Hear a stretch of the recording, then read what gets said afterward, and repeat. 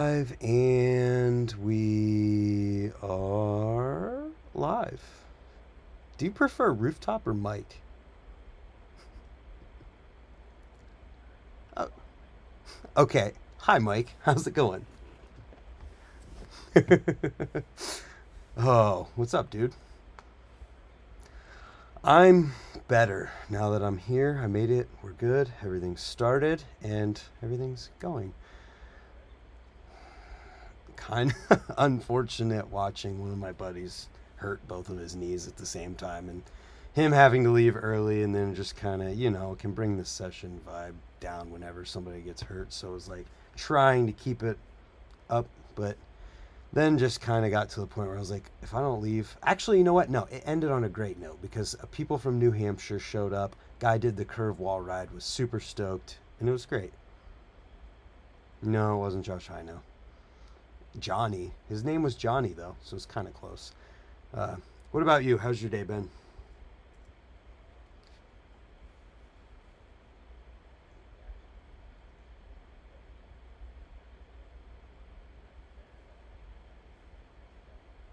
Nice, like video editing. That's cool.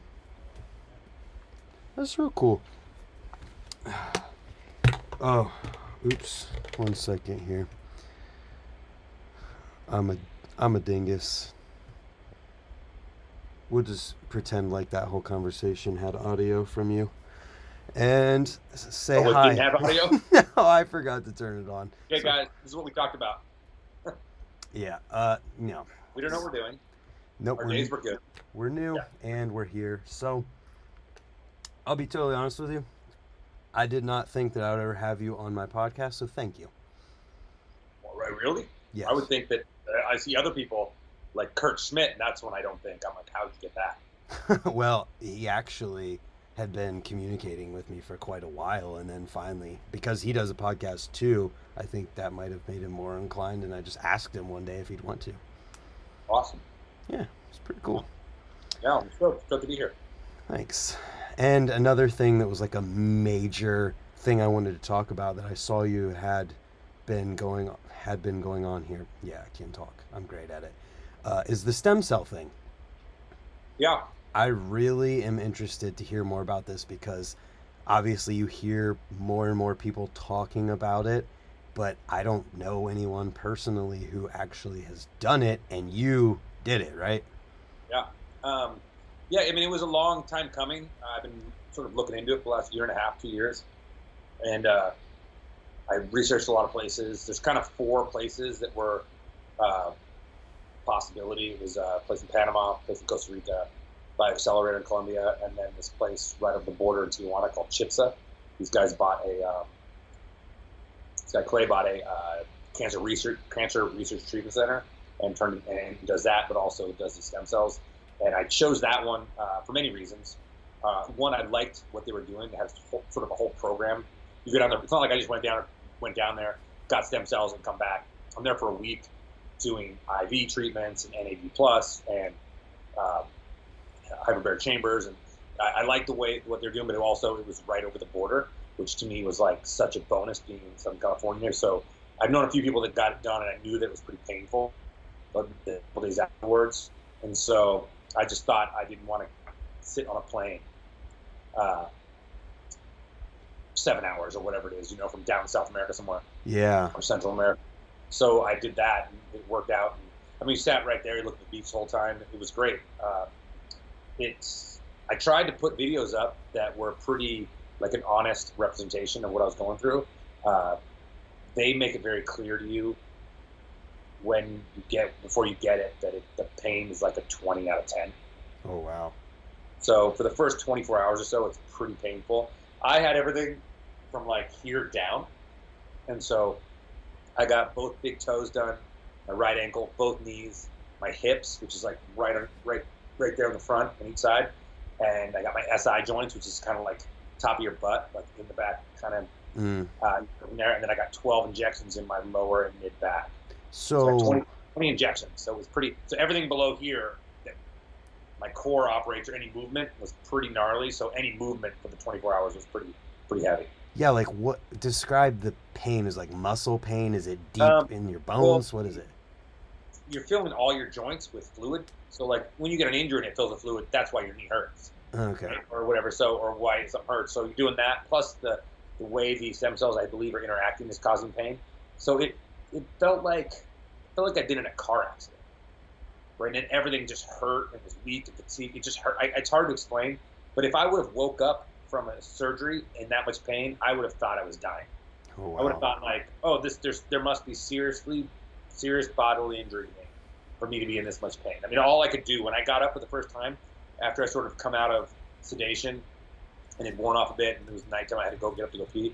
Uh, Dude, I got up for the first time. I just looked at the other guy in the room and I just started laughing because I was like, this cannot be a real amount of pain. Yeah.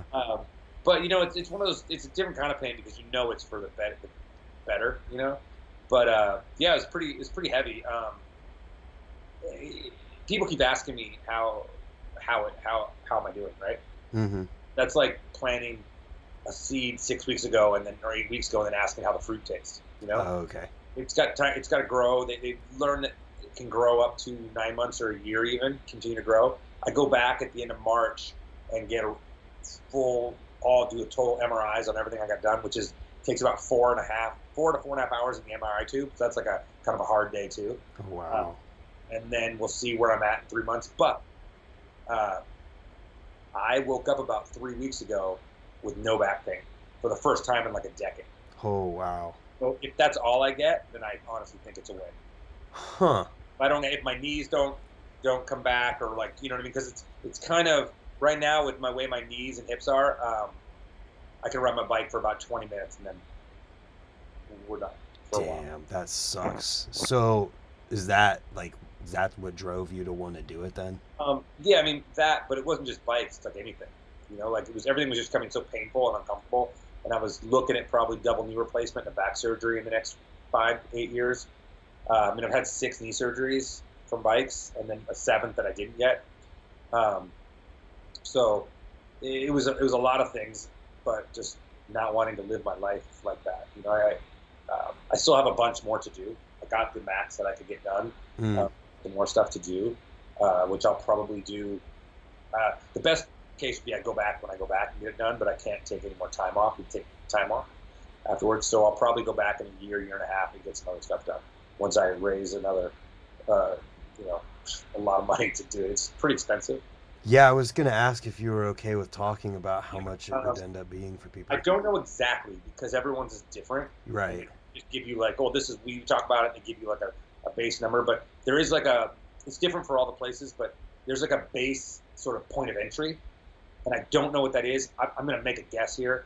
Anywhere from 12 to 15,000 maybe is like the base of what it costs just to get in the door, and that takes care of, I believe, like hospital stays and all the services, and then a certain amount of stem cells, and then you sort of tack stem cells on top of that, which is about $1,000 maybe for every 10 million stem cells, I think it is.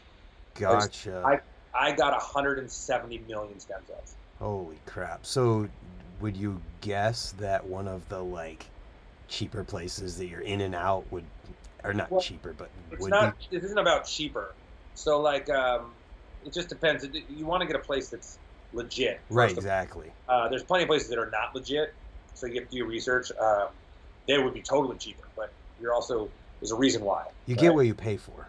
Yeah, but you're also, but they're also, who knows what you're getting. If you do it in America, it's just as expensive as in America, or it's up there. But you can't get in America. You're getting the stem cells pulled out of your bone marrow or something like that, and you're getting your own stem cells put back into you, which I don't want mine put back into me. They're not working now, right. And they're also they don't really know how. From what I understand, they don't know how many they're actually giving you. They have a sort of guesstimate where the way they do it, they can tell me, all right, 10 million are going into your ankle, 10 million are going into your toe, and so you kind of have an idea, Right, and maybe, I mean, the barrier to entry being cost is definitely a thing, but it's gotta be.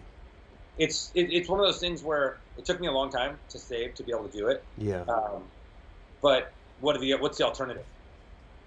So it's like, it's one of those things where, yeah, it's expensive, but so is getting double knee surgery and back surgery and taking all that time off. So this is exciting. I'm definitely a believer of things are never, especially backs, are never the same after surgery. Mm-hmm. So we'll see how it goes. I got a long journey to go still, but I mean, I'm definitely feeling better. I mean, this is the best I've felt in 5 years. Wow, that's pretty. That's a bold claim, you know. Yeah, I mean, and there are plenty of guys who have worse bodies than me, but mine's pretty beat up, especially after seeing all the MRI, getting my entire body MRI'd, and seeing all the issues that I've created for myself over the years and not taking care of them. I think for a lot of the younger riders, in like the next 10 years, this will be a lot more common, Mm-hmm. and you'll be able to get this at like age. You'll be able to do it a lot sooner, and because it'll be available, and you'll have a much longer career and a much healthier and happier life afterwards. Totally makes sense. And do you know offhand if like the place you went or others have like a minimum threshold? Like you can't just get your knee done. You have to get a large area. No, you can get whatever you want, whatever you look at done, but that's what I said. There's a minimum entry. Mm-hmm. So, it's not like you can go, oh, I'll go. I'm putting $5,000 worth into my knee. Let's just go pay $5,000. There may be other places that do that, but for this place, there's a minimum entry. So if you're going to go get it done, you get it all done. You know what I mean? But it like I said, it could be, you might be able to go there and be $13,000. You might go there and be $20,000. It just depends on what you're doing. There's a lot of other treatments too. There was a lot of guys. There was maybe 20 people there when I went that week, 15, 20 people. And so there was people getting shoulders, knees, backs. A lot of people getting like got their hair done. It grows back hair, and they'll get like all sorts of every body part you could think of for anti-aging or anything like that. They can do too. That's what part of it. Like a lot of rich guys go down there and doing like anti-aging. Like where they're just putting. A lot of guys, older guys, are going and just get like 100 million stem cells put into an IV that goes to your whole body, and sort of 60% or so goes to, from what I've been told, goes to your organs, and 40% goes to all inflammation in your body, which is like, a little bit like stopping the clock or turning it back a little bit. Whoa. That's why when you see these Hollywood stars that look really young, I've got to guess they've been doing this for a while, and they're doing that 2 or 3 times a year. I'm guessing among a million other things. I'm wondering what the effects of like the pain feels like if you do the IV to go through your whole body. There's no pain, no pain in the IV. Oh, wow. From what I understand, I haven't done it, so. Huh. On this next one, I'll probably do some IV because I have some. The way it works, I went and then I come back in 3 months, and I still have some that I've already paid for, and they put it in the various spots that need it, but I can't afford to take any more time off because you have to take time off afterwards. And so I probably will do those IV just so I don't lose out on those stem cells, Yeah, that totally makes sense. And it kind of takes away the questions of has it helped riding or anything, but have you ridden since you did it? No, I haven't ridden. I rode my mountain bike for like a mile. I'm out of shape, that's for sure. But, I mean, I've only ridden my bike a few times in the last 18 months, maybe 4 times, because these issues started happening. And then I was like, okay, between like May of last year and the previous May, I had 108 physical therapy appointments in 1 year, trying to figure out my hip. I was having these hip issues, stuff, and knees and hips and back, and my lower back, and so I had a lot of tests done. So I was not riding during that time very much. I rode a couple times with Castillo, a couple times for like 20 minutes, and I dropped in, just to see how it felt. And I was like, oh nope, not there yet. So now I'm hoping to start riding here again, April, May. Now I'm gonna wait till the other day I almost went and like rode. I was like, I'll just go pedal around, but I'm trying to be good. The stem cells are little baby stem cells and very fragile. So if I ride too hard and I make my knee really inflamed and overwork it, it'll kill those stem cells, destroy them, or the stem cells will go to that new inflammation and heal that instead of the problem I want it to heal. Mm. So I'm going to try to give it the best chance possible. I've been off this long. I mean, another few months isn't going to hurt it. Right, exactly. You're going to spend that kind of money. You don't want to just take it away by riding once. And it was weird. This is the longest I've not ridden my bike since 1991. Wow, that's gotta be tough. The most I've been off my bike since 1990. That's gotta be tough. Yeah, it's weird, but it's weird. After a certain amount of time, you sort of forget about it. Like because I think, and it's a different kind. It's not like before when I got injured, it was my job. It was like, oh, we'll get right back on it. I have things to go do. But now, it's not my job, and you miss it, and then you don't miss it. But what you miss is like just being around, just being on the deck. That's what I miss. You know, we had a pretty good crew here going for a while, and it's kind of fallen apart in the last couple of years. Where we had like every weekend we were riding or more, and now everyone's kind of gone or busy or moved away. So, a little bummer. Yeah, it definitely feels like those types of things happen in eras where after a certain amount of time it just kind of fades, and then another one pops up and it's different. Yeah, but when you get my age, like there's not that many more left. Mm-hmm. Me and Jason Enns, were like we would go on trips like 3 or 4 times a year. Because I ride with him probably the most. And when he was here in Southern California, now that he's moved and I've been hurt, it's like, wow, did we miss it? Is that our last one? The last one? It's weird when you're getting this old. You're like, is that the last one? Like, Yeah. You know? Well, hopefully those stem cells help you so that it's not for you. Yeah, I mean, I have no doubt that I'll be riding. I just have to ride differently. You know, that was like my knees and my back contributed to the last like 5, 6, 8, 7 years of just riding backyard pools. Mm-hmm. Because like it's fun. We like looking for pools and we like it, but it was just like it's felt fun, you know. I'm really kind of bored of skate parks, and also there's only about 6 to 10 things I can do in a pool, so I could kind of challenge myself, and scare myself sometimes, but also relatively keep it in a safe mode. You know what I mean? At no point am I going to be cranking full out at a skate park to jump some sort of transfer, right. You know, or on a gap on street or something. So it kind of controls the environment a little bit. You still get wrecked. I've gotten plenty wrecked. I mean, I broke my kneecap, tons of stuff, but in the pool. But I can, you know, if I ice picked over the stairs or something, like that's still like challenging and feels fun and it feels like I'm still riding bikes. Yeah. Well, the whole stem cell thing is like super fascinating. So I'm glad we got to at least talk about that and get deep into that. Do you think at the current point you're in with that, just to kind of finish talking about that, currently where you are, is it something you would consider recommending to somebody? Oh, I'd recommend it to everybody.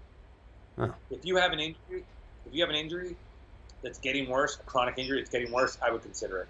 I would consider it for riders who are like anyone over 30 or 20, late 20s that's just been beating their body up. Even if it was just IV stem cells, I would.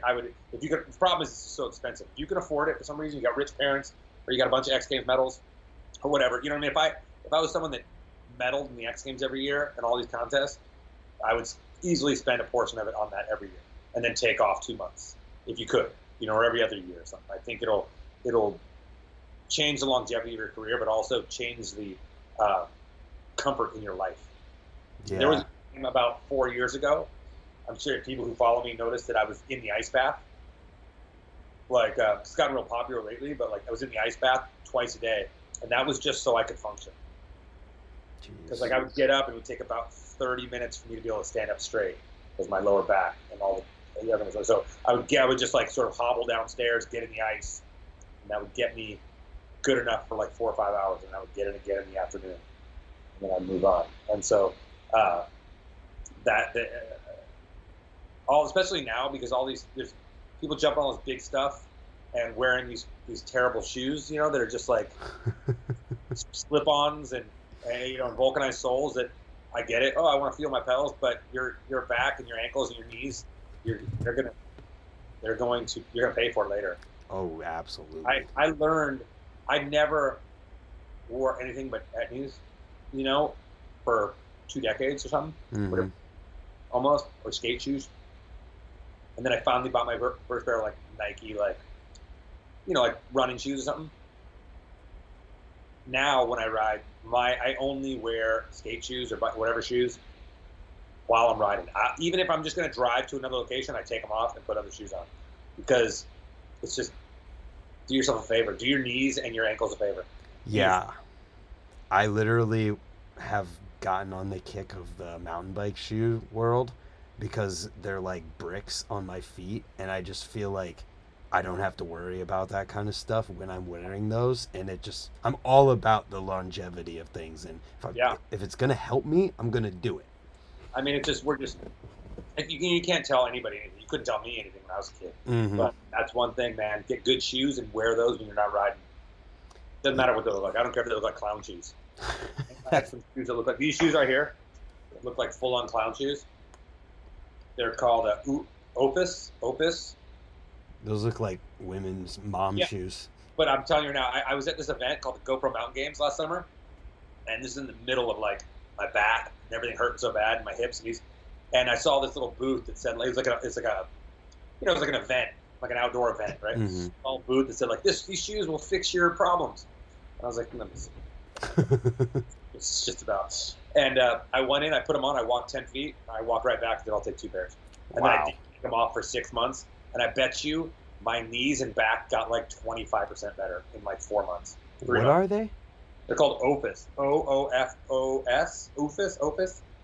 And they dude, they have slip-ons, they have slippers too, like just regular slippers, and dude, it's crazy.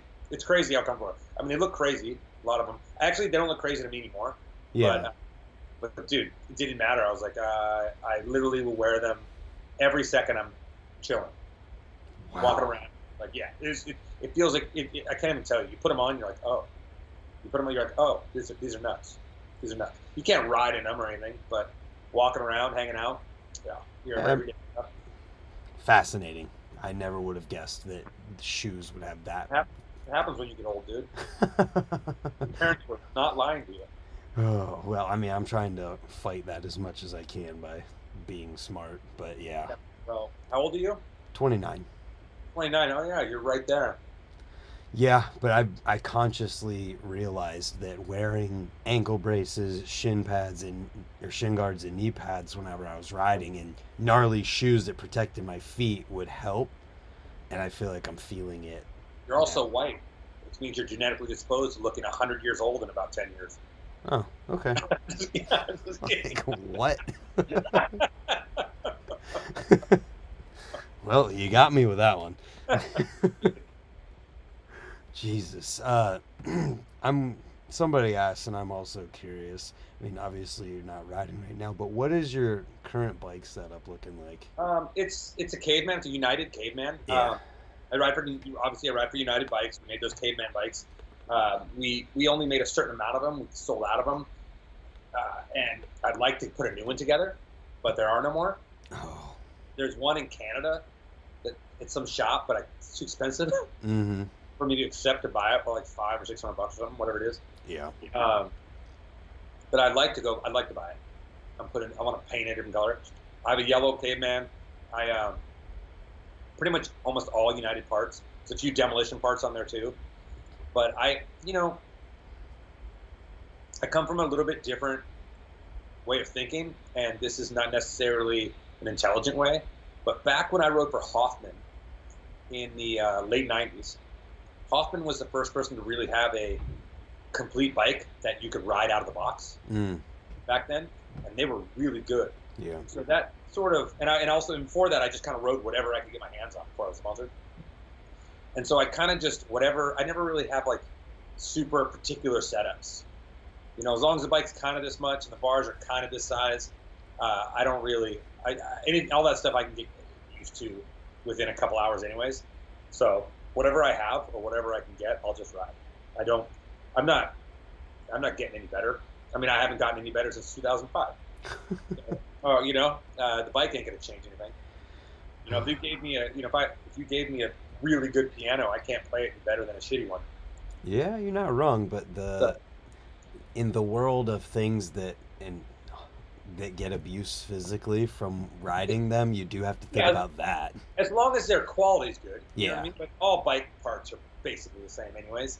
They're all built in the same place for the most part, any of the companies that you would be riding. Right. But, if my back end's a little longer, my bottom bracket's a little bit different height, or all that shit to me is like, it's like, as long as it's not extreme, and it's all relatively easy to you just get used to it in a couple hours, and that is what it is. Yeah, fully. I mean, when people talk about making a 5 millimeter change on their cranks, I'm like, yeah, you're not going to feel that in 5 minutes after riding. Yeah. Or like, even when people say like, "Oh, how big's your back end?" I'm like, I don't know. I That, mean, whatever acceptable is, except it's in an acceptable length. I get it if the bike's 22 inches long and a raked out head tube. I get it. But if it's all sort of in that area, I mean, the one thing only thing I really always never had was these big antler handlebars that everyone rides now, like where people all of a sudden it became a sort of a trend where bars got real big and like, oh, you can be stable, and I'm like, I wasn't unstable before. yeah. So it just, I'm definitely, I mean, look at my bike setup. It looks like it, my bike setup's the same as it was in 1998. 4 pegs, 2 brakes, a bash guard on it. You know what I mean? Like, I think, for me, it's like if it isn't broken, it isn't fixed. I feel like I didn't really ever follow trends too much. But I think it's probably because I'll be honest with you, I didn't pay attention too much what other people were doing. So this actually brings up a really awesome question that my buddy Sponge gave me today for this whole Spunk? conversation. His nickname is Sponge. Sponge. Okay. Yeah. Right. Better than Spunk. Yeah, he's awesome. But first, I gotta ask, like, what are some of the things that you've done in your career that were outside of the core of BMX? Give me an example. Like doing stuff with. Let me pull up his text so I can read, because he worded it way better than I can. His example was like TV shows and Tony Hawk Tour, Stunt Works, things outside of BMX. I mean, I was doing like my first stunt job was in high school. Mm-hmm. It was a unicycle Nintendo commercial. Whoa. It was me and Mike Achenbach did it, and Spike Jones directed it. Damn. That was my first job, my first stunt thing, and I always wanted to be a stunt guy from when I was high school or junior high. And then I think I did a bunch of episodes after that. I did a couple commercials, mm-hmm. and I did a bunch of episodes of Pacific Blue, which was like a mountain bike cop on the beach. So I doubled one of the mountain bike cops. Yeah. And then, I mean, I don't know if you want me to just go through the list of stuff. You don't have to. Just some of the things. I did a lot of movies. All those Tony Hawk tours. To me, those all are part of BMX. Action sports. It all contributes, And Tony always included bike riders in the tours, in the Huck Jam, in video games. So to me, those were part of bike riding, which other people, especially at that time, in the late 90s, early 2000s, you could only do BMX, or it was like a sin-worthy trespass, Uh-huh. Nowadays, you'd be hard-pressed to find anyone who doesn't do a lot of stuff. But so for me, I had a little bit of different look at it. Plus, I grew up with all pro skaters, or not pro skaters, but I grew up with skateboarders. Kind of that was so it just felt like, especially being in Southern California, I almost felt like more closer to them sometimes. Mm-hmm. And so they didn't do it. But yeah, we did all the Tony Hawk tours, the secret tours. With Tony, I've also done maybe 6 or 8 gumball rallies, which are it's like a car race around the world. Oh, okay. I've done a bunch of movies, but we did Strangers in Danger, which was BMX, but not really BMX. Yeah. We definitely made it a part of that. I had another show on NBC called World Adventure that I did. I had a show on the El Rey Network, which is Robert Rodriguez's network. We did Desperado and Spy Kids, that director. Okay. I hosted a show that took care of the Baja 1000 and the car race. Wow. Let's see, a lot of stuff. Actually, so, so that kind of prefaces what I was going to ask and what he was bringing up here, in that he said that he brought up how usually when people who are notable in BMX do things that are outside of the core of BMX, they catch shit for it. Like people. Well, I caught a lot of shit for it. Did you actually? Well, hold on. I was always catching shit. This is what I want to talk about because all the stuff in forward, people like that part now, but back then, people hated it. Really? Not everybody, but a big portion. Even at the Edney's premiere, which I didn't go to, people were yelling shit then. Really? Yeah. Yeah, they didn't like it because it was just, I mean, it was just like not, like I said, it wasn't BMX. Like, but a lot of it was from other like things that I had footage from Mm-hmm. that were like these other projects. Like Me on Fire was a part of like some dream sequence of a short film we were making, and it kind of never happened. So I was like, I'll just use this footage, and that in the snow, like a lot of the stuff. So there was a lot of it that was for this other video project that never got used, and it went away. So it wasn't like I planned it, some of that. It just, and then I didn't realize it was going to be so detrimental to my. I mean, it literally people hate like, and it was weird because like like I did a bunch of rails in the snow on that thing, but then like and people seriously hated it. I can't tell. That's so crazy to hear. But then 5 years later, there's a guy doing a handrail in the snow on the cover of UK Ride, and it was just like the best thing that ever happened. People were like, I can't believe this, and or it's, here's a great example. And I say this because I put a questionnaire, like one of those things to ask me if you want to ask me questions on Instagram, Yeah. one day, and someone asked me if I'd ever go to Swamp Fest, and I said, well, I don't need to. I lived it, because like it's a perfect example. Like all that stuff that they do, that contest is all sort of versions of stuff that was in my forward part. You got fire and alligators and rail flips and rail grinds and loops and building stuff that didn't belong. And now it's like a fun thing to go to, But back then, it wasn't it. You could get yelled at for having 4-piece bars back then. Dude, that blows my mind to hear, and it just goes to show that BMX has never and will never change, because there's always that thing or these things that people are hating on at a given time. Then you fast forward the clock 5 years and they don't hate it anymore, and everybody's doing it. Yeah, I mean, but that's life, Right. That's life, but also like it's also the few dudes who are the loudest. Yeah. I think most people don't care. Right. Back then it was real strict, and it was like sort of Texas run. Because everyone lived in Texas, and if you weren't part of that crew, I mean, that was like the whole team. Andy's team was part, and I wasn't really. And it wasn't that I wasn't down with it, because I had nothing to do with that. I just wasn't a part of it. Mm-hmm. I was busy doing my other thing. Like I said earlier, I don't really. I spent less time watching everyone else than I think other people did. I mean, I never even. I don't know. I said this on something lately. I've never seen all of Criminal Mischief. Me either. Yeah. Yeah, I saw Van's part years later. Yeah. But I didn't watch a lot of videos because I didn't. And this may sound, I don't know, arrogant maybe, but for the time, you know what I mean? Yeah. But I didn't care what other people were doing, but I also didn't. I was doing what I was doing, and that was all that mattered. Like I had I was going in this direction, and I didn't like these things that I thought other people thought were cool, because I was focused on this direction. Dude. And so I didn't want input. And right now is a really, really great time for an example of that. I didn't want the input of what the industry was saying was cool to get me off course for the things I wanted to do. Because there's things now that people do that are straight up stupid. Like it's not stupid, but it's 10, 15 years ago, 20 years, you wouldn't have put that stuff in a video part because it was a joke. Mm-hmm. But it gets to be trendy, and then everyone's doing it, and it's like creativity became doing as little as possible. Interesting. Doing more, like finding something new and interesting. So, and that's not really a diss or being negative, but that's just the trend that's happening now. And I didn't want to be skewed, or my ideas I didn't want it to be skewed, because I had a lot of ideas that never got done. Ones that like versions of it got done, and I just wasn't good enough at the time, or the sport wasn't there yet, or writing wasn't there yet. It's like that opposite, or like that hard way 180 to backwards grind on rails and stuff. Hard 180. Like kind of like a hard 180 into a rail or into a ledge.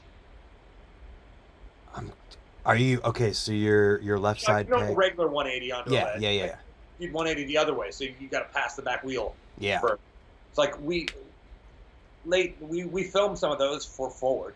Mm-hmm. On ledges at the Vans Park, and I actually Chris Rye got one on tape of me at the Virginia contest, and I kind of hung front wheel going up. It was just over a pyramid, the ledge on it. And I asked him not to use it because I'm like, we're trying to get a good one. And I never ended up got a good one, and I abandoned it. But there was a lot of stuff like that I had versions of, or like I didn't think were good enough, and now people have the skills to do them, you know, like, and I didn't have it. So, I had the idea, but not the execution. I never could do some of them right, and so I just never let them out of the bag. can I tell you how kind of cool and crazy it is to hear you say that you didn't pay attention because you were on your own path? Because I still to this day have seen less than, at this point, it's probably less than 10 full length BMX videos in my whole entire life. And I've seen bits and pieces of things because coming up riding, I did not watch anything other than a couple videos online because I was so obsessed with making my own videos. Oh, that's cool. What videos were those? What were the ones you really liked? So for me, and this is like a really cool story to tell right now, is the 2006 Dirty East contest video from the Flow. That's one that stands out in my mind because my neighbor who got me into riding showed me it and it was just like, this is the craziest video I've ever seen in my life and nothing is crazier than this. And then Scotty Kramer's felt bikes edits at that concrete park where he's doing the 5 tap to flares and all that crazy stuff. How good is it? Seriously, incredible. But those two videos are the two that really stand out. And then another one, there was some from a random group of people to a Hillary Duff song where they're riding trails and street and the guy at Bubika's a post, and it was just crazy to me. But that, the Dirty East thing, I bring that up because that video was like it for me. And then coming up later in time, meeting all those people who were in that and becoming friends with them, it was like the thing. But those were the videos that I can remember watching. What do you, I think everyone sort of finds finds the bike rider in them by the videos that they grew up with. Mm-hmm. And it's a bummer now that we don't have those projects come out as much. And when they do come out, they come and go so quickly. Yeah. Just because of this, because of the internet. Absolutely. It's like the internet is a blessing and a curse for all sports. Best worst thing that's ever been invented.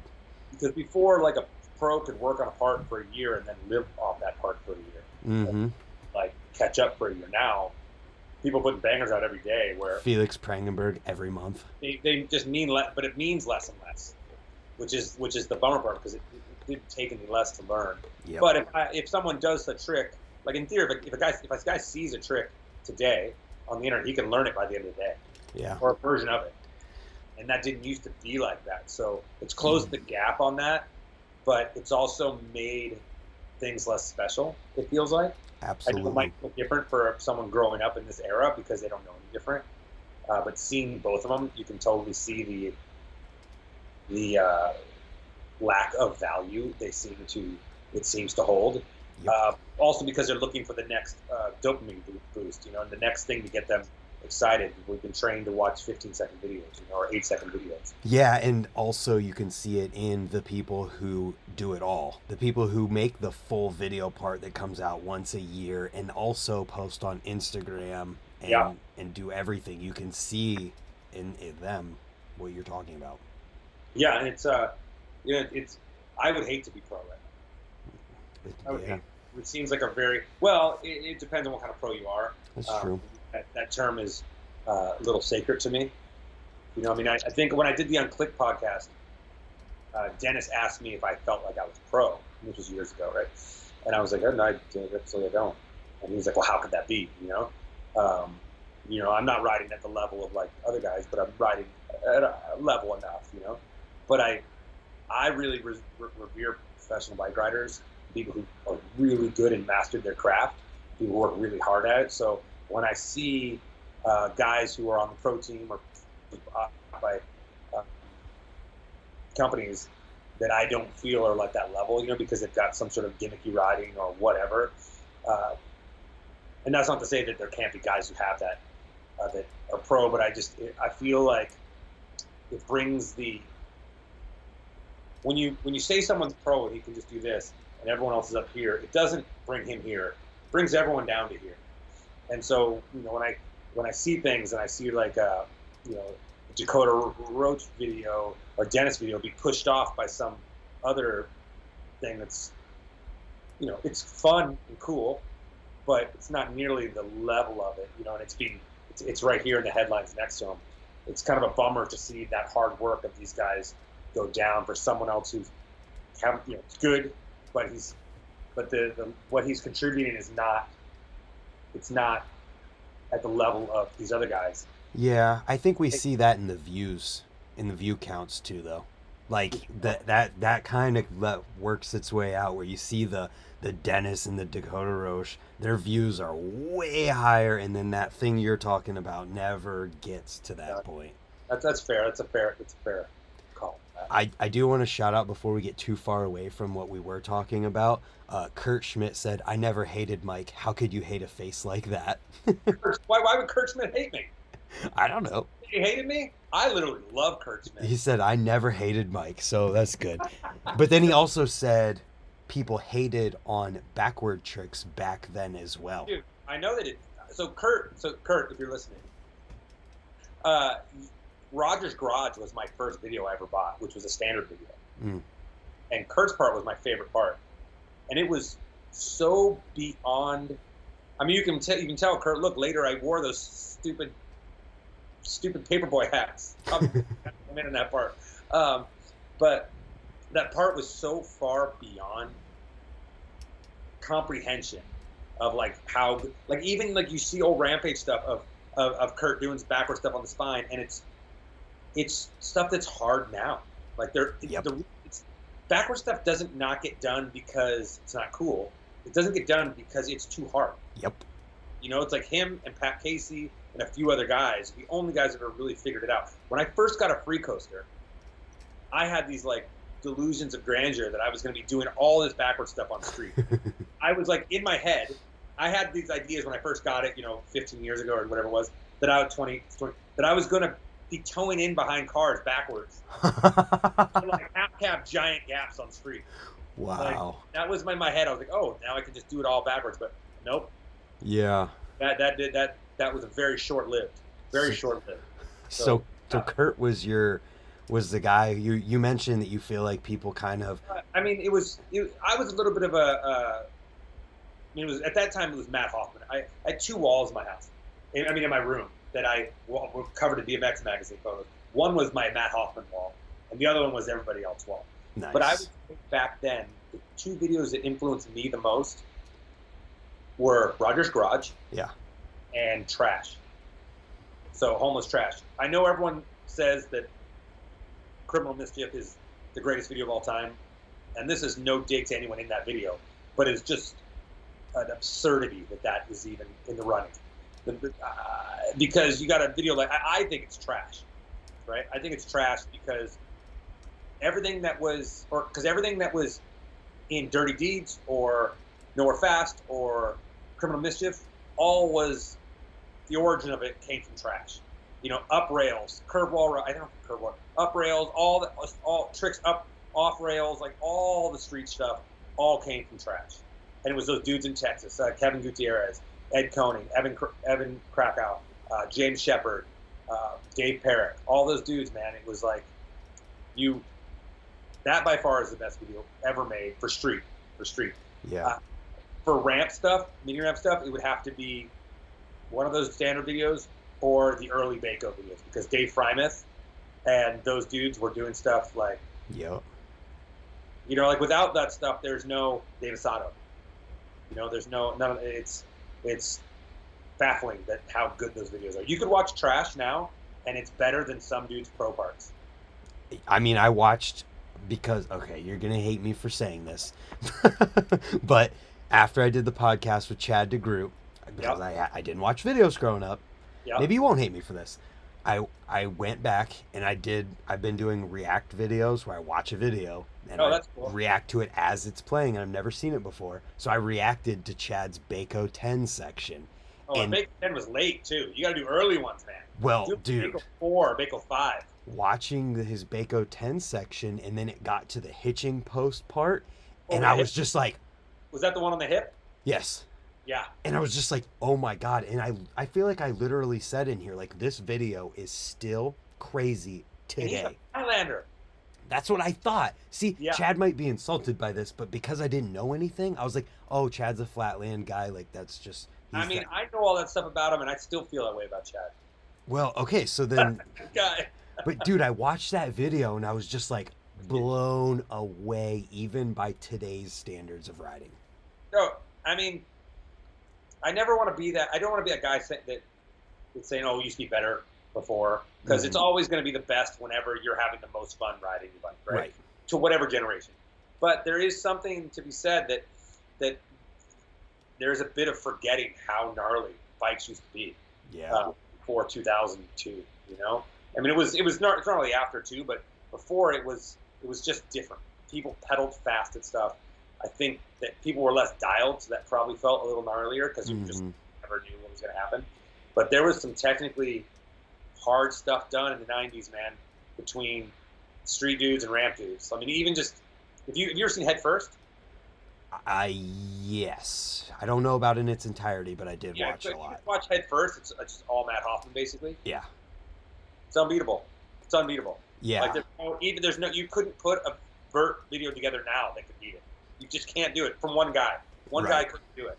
Even Jamie Bestwick, he couldn't do it. Wouldn't beat it. So my perspective on what you're talking about is I totally agree on the whole, like, BMX people definitely used to pedal faster and do bigger stuff. And I think that part of that is that the specialization of things is pushing things so far that in order to top the big stuff people used to do, just to get to that level is like, oh man, you really got to send it. And then to go even further with that is like dead man territory, really even further.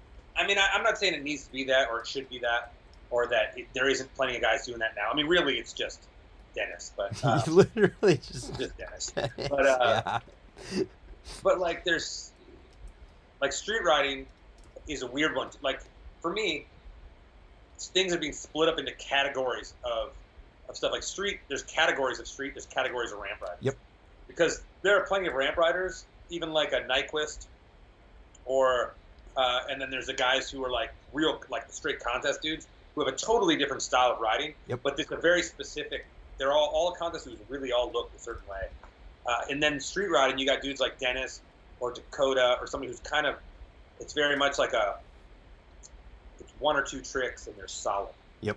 Every clip. And then there's these guys who really flatland is turned into street riding.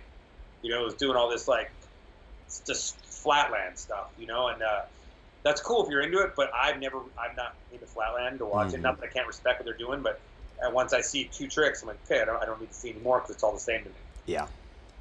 Yes. And that says more for my intellect than it does for anything else. That's okay. I want to. Kurt responded back to what you were saying.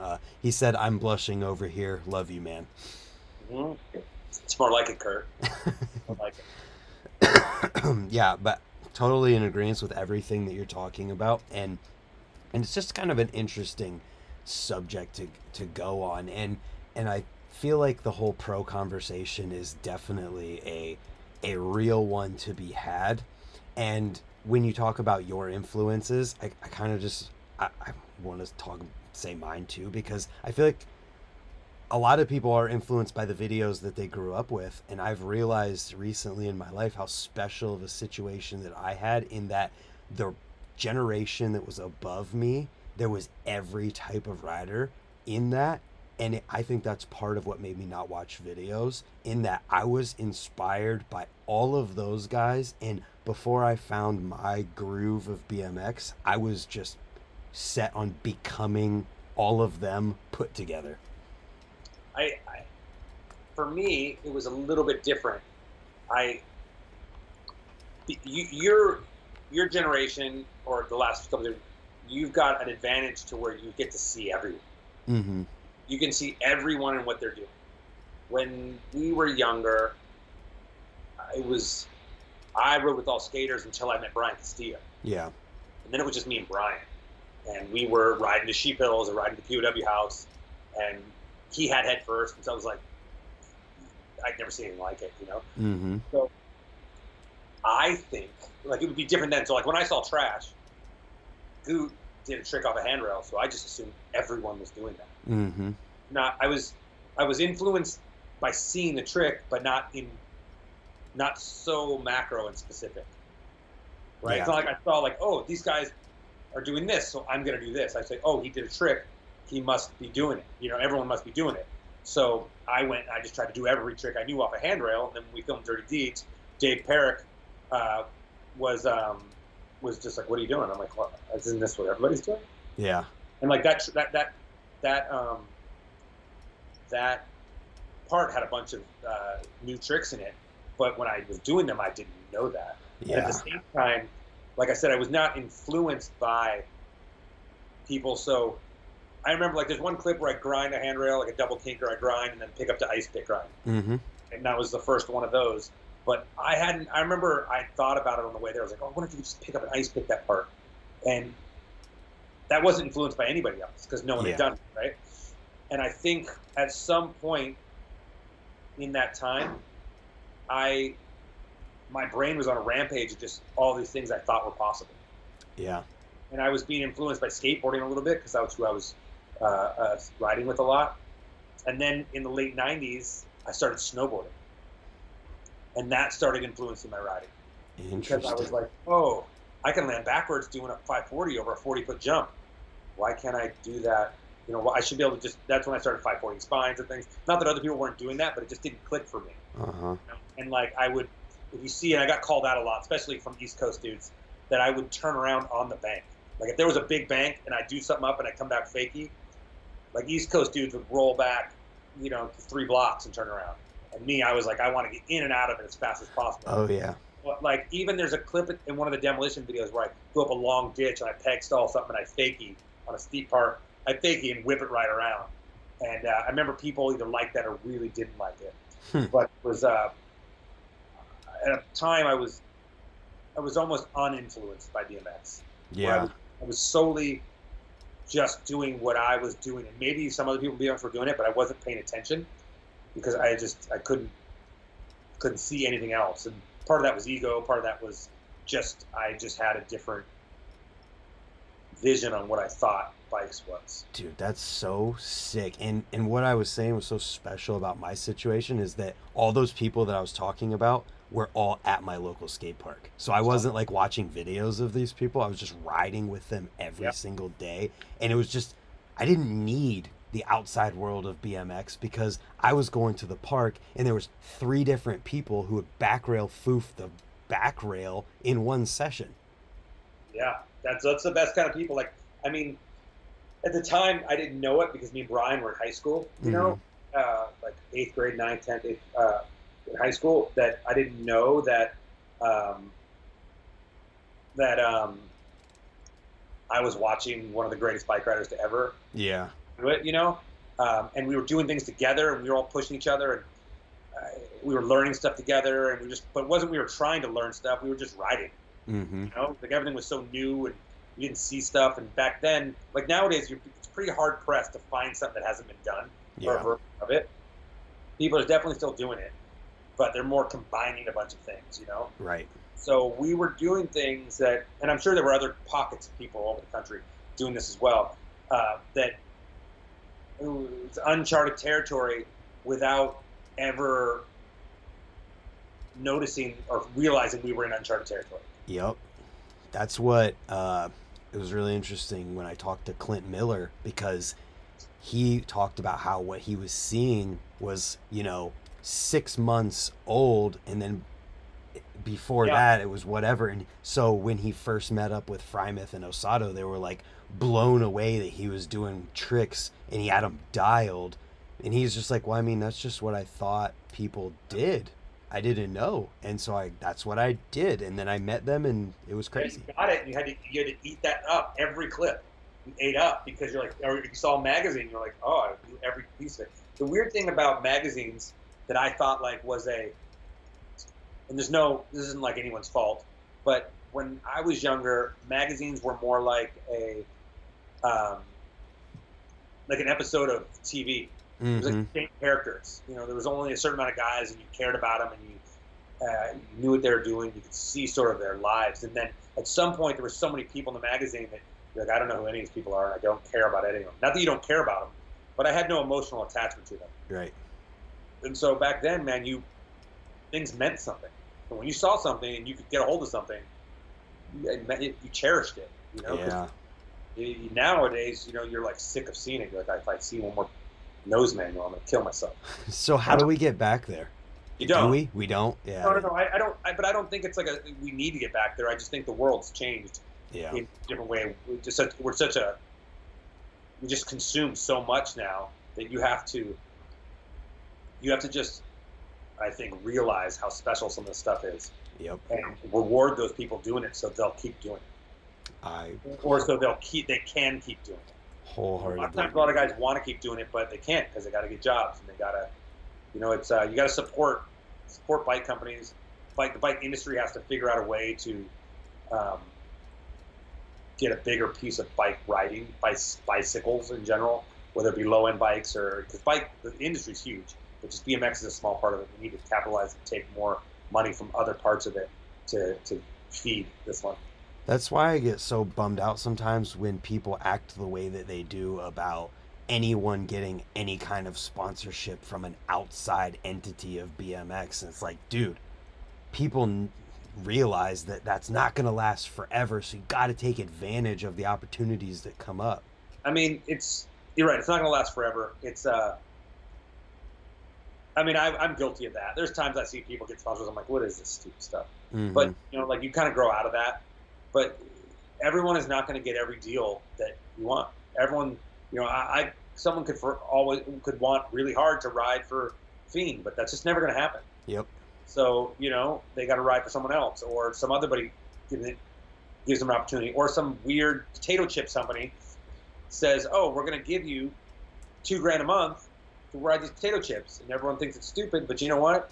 You know what's worse than stupid is working some terrible job you hate because you can't pay your bills because you're worried about what some 14-year-old kid or even 25-year-old kid worried about thinks my sponsors are stupid. To me, that's the definition of selling out. Yeah. So, you know, I mean, and like I said, we're all guilty of it. Oh, yeah. At some point in our life, but at the end of the day, we all like or loved bike riding or loved it at some point so much that we made it our lives. And, you know, if you can get somebody that will support that, then I don't see a problem in it. Yeah, and everybody has their line of what they're willing to do or who they're willing. Not everybody. Okay, maybe not everyone. Because I mean, I get emails all the time from these e-bike companies, and I'm like, you're a China e-bike brand who just slapped a bunch of parts together, and like, I should probably take advantage of this, but I need to figure out how before I do it, because getting an e-bike would be sweet, but I'm not going to do it unless I do it right in a way that I feel okay with. Yeah, as you get older and those opportunities don't come anymore, they're going to start feeling more right. I mean, I get it. I totally get it. I mean, there was a time I was pretty strict back in the day, and other people might not think that, but I never really rode for any crazy companies. Mm-hmm. I didn't think so, you know. There was a couple times I almost rode for K2 and some things, but even that's not crazy. But I talk to people now who were guys who were big sponsored guys, and they tell me how much money they made then, and they owned 2 houses, and they, you know what I mean? Like they had these, and I was like, I can't believe how much money they made. You know what I mean? I was making $350,000 a year. I'm like, what? Wow. You know what I mean? All because I didn't just say yes to a few things. You know? You're right. That now wouldn't have mattered. That's exactly it. That's the mindset too that go into a lot of things with of the 5 mindset of like, is this going to matter in 5 hours? Yeah. If it's 5 days, 5 weeks, 5 months, 5 years. And people forget, like people don't care. Like, I mean, Huffy isn't cool, right? Yeah. Huffy's not cool. Ruben rode for a Huffy. Dave Fryman rode for Huffy. They all rode, but you know what I mean? But no one cares. How hilarious is it that you brought up Huffy? Somebody asked me to bring up Huffy brand, with you. You know what I mean? Like that people think is terrible. It's like, yeah, they're terrible. They tried to do something. They did for a little bit. And you know what? 10 dudes on the team or whatever it was got to travel around and go to contests and make BMX better. So I don't see what the problem is. It's funny because somebody actually asked me to bring up Huffy to you. And then you did it on your own. Question. Oh, let me pull up their text. because I was like, I wasn't really going to do it, but then you brought it up. The quote was something about, the literal quote was something about Thompson leaving BMX companies to sign with Huffy, and the headline was that it was an issue that you grappled with more recently. And I was like, Me? I don't know. I don't know when this was from. I don't know. I mean, I don't know who's Thompson. Stu Thompson. Oh, Stu Thompson. I mean, that's like 10 or 15 years before I started riding bikes. So I don't know. Yeah, I don't know either. But the fact that you brought it up was cool. Yeah, I don't. I mean, yeah, I don't know. I'm not sure what that means. Either way, it was a funny example that was relevant to a conversation I had earlier today. Right. But I'm right there with you. Kurt said those haters don't pay the bills, and that's it. At the end of the day, that's it. Yeah, I mean, at some point, that's a reality of life. I mean, there's definitely things that you can not do and do. I think if you're okay with it, then you're okay with it. Mm-hmm. You know, at the end of the day, like, it is what it is. Looking back now, I can't believe anyone ever paid me $1 to do anything. The idea that someone paid me, that a check showed up for free every day, every month at my house for me to put a sticker on my helmet, shoes on my feet, seems absolutely ludicrous. So if you got a short window, do what you got to do. You know, I remember I was Garrett Reynolds for like 2 years. I rode for Redline, and we started the Redline. Kind of going to revamp it, and we sponsored Garrett Reynolds. And I remember he called me and was like, "Hey, I don't know how to talk to you about this. I don't want you to be mad or bummed on me, but Premium asked me to ride for him, and I want to ride for him." And I was like, "Dude, if it's your dream to do it, then do it. Like, you have no allegiance to anyone except yourself. You know, like go do it, and that's just it. You gotta take care of you." Now at the same time, there's dudes who are like, they have a pro friend coming out with a dude, and then they bail after they've ordered it. That's a different story. Yeah. You know, if you haven't made, you know, like, you got to do what your heart tells you to do. It's going to be short, you know, while trying to be, you know, as much as possible. Yeah. And so what was some of the other stuff that people hated on you for? I mean, the forward stuff really was it a lot, and then I didn't fit in, and then I kind of started becoming some of that. You know, there was some backlash on my part, you know, so that didn't help. But I didn't care, you know. Like, I was sponsored by a lot of brands that weren't initially BMX companies, like Etnies, like Hurley, like Nixon, Arnett, and all those brands had other teams that were surfing and snowboarding. So I would just go on some of those trips. I became friends with them, and so I was going to surf trips in Fiji with the surf team, and Alaska, and going heliboarding and things like that. And that was opening my eyes to the world. That people didn't like that. Yeah. You know, they just didn't like it. That they thought that if I was pro, I should be home every day riding my bike. But in all honesty, all those things made me a better bike rider. Interesting. Because I started looking at things very differently. You know? There's so many tricks that are getting done now that, like, I'm like, oh, we thought of that. Yeah. Not that, like, we thought of it and we could do it, but remember, we thought, like, oh my God, can you imagine this? But we weren't good enough. Bikes weren't right. You know, Brant, bikes weren't there yet, you know, or whatever. And so, but I thought about them 15 or 20, 25 years ago. Yeah. Well, this is doable. We know this is doable. And part of that is because I saw versions of it from other sports, you know. That's such an interesting take on it. Because I saw like, you know, snowboard rail stuff, and, like, you know, skate stuff and snow stuff and surf, even surf stuff. Like, I'd see the way they ride a wave. In the late '90s, I kind of started riding a little bit, and it was just how I wanted to ride a course or a bowl. Mm-hmm. You know what I mean? It was kind of this, like, back up, you know, and, like, oh, and then off the lip, and then this one. And he was treating it more like a wave. Like, and even if it didn't look like it, it was like this feeling of the way my body pumped into stuff and looked up again, and, like, and the way I would ride contests back then, like, hit after hit after hit after hit. And so a lot of, like, I remember like Kansas City, there's a time with Kansas City, it was like something on the vert wall, something over the jump box, something over the hip. It was every one was a trick on every wall, and that didn't exist. Not a lot of people did that back then, you know? There was a few of us who did, but it wasn't like the way everyone rode. Yeah. You know, one trick and a couple dead sailors to get ready for the next one, you know what I mean? And then, you know. Got to bring up Dave Crone's name when you talk about surfing and riding, because that guy, I mean, I've ridden with him and talked to him about it. He surfs and he rides, and he intentionally puts it into his riding, and it's like, you can see it in what you're talking about. I'm like, that's Dave. Yeah, you see it, you know, and those things, you know, like I said, people didn't want anything to do with it. And it's, I feel like it's oftentimes the people who innovate things or change things or make an impact have that at first. I mean, yeah, I will always be a defender and a fan of people who do things first and not do things best. Mm-hmm. Right? There's plenty of guys that, like, you can, I mean, I'm not going to name anybody, but there's plenty of guys who people revere as like some of the best bike riders ever, but they've never invented anything. They just did what everyone else was doing way better. Yeah. And so, but then you got guys who are really good, but maybe aren't revered as like such legends, and you're like, yeah, but that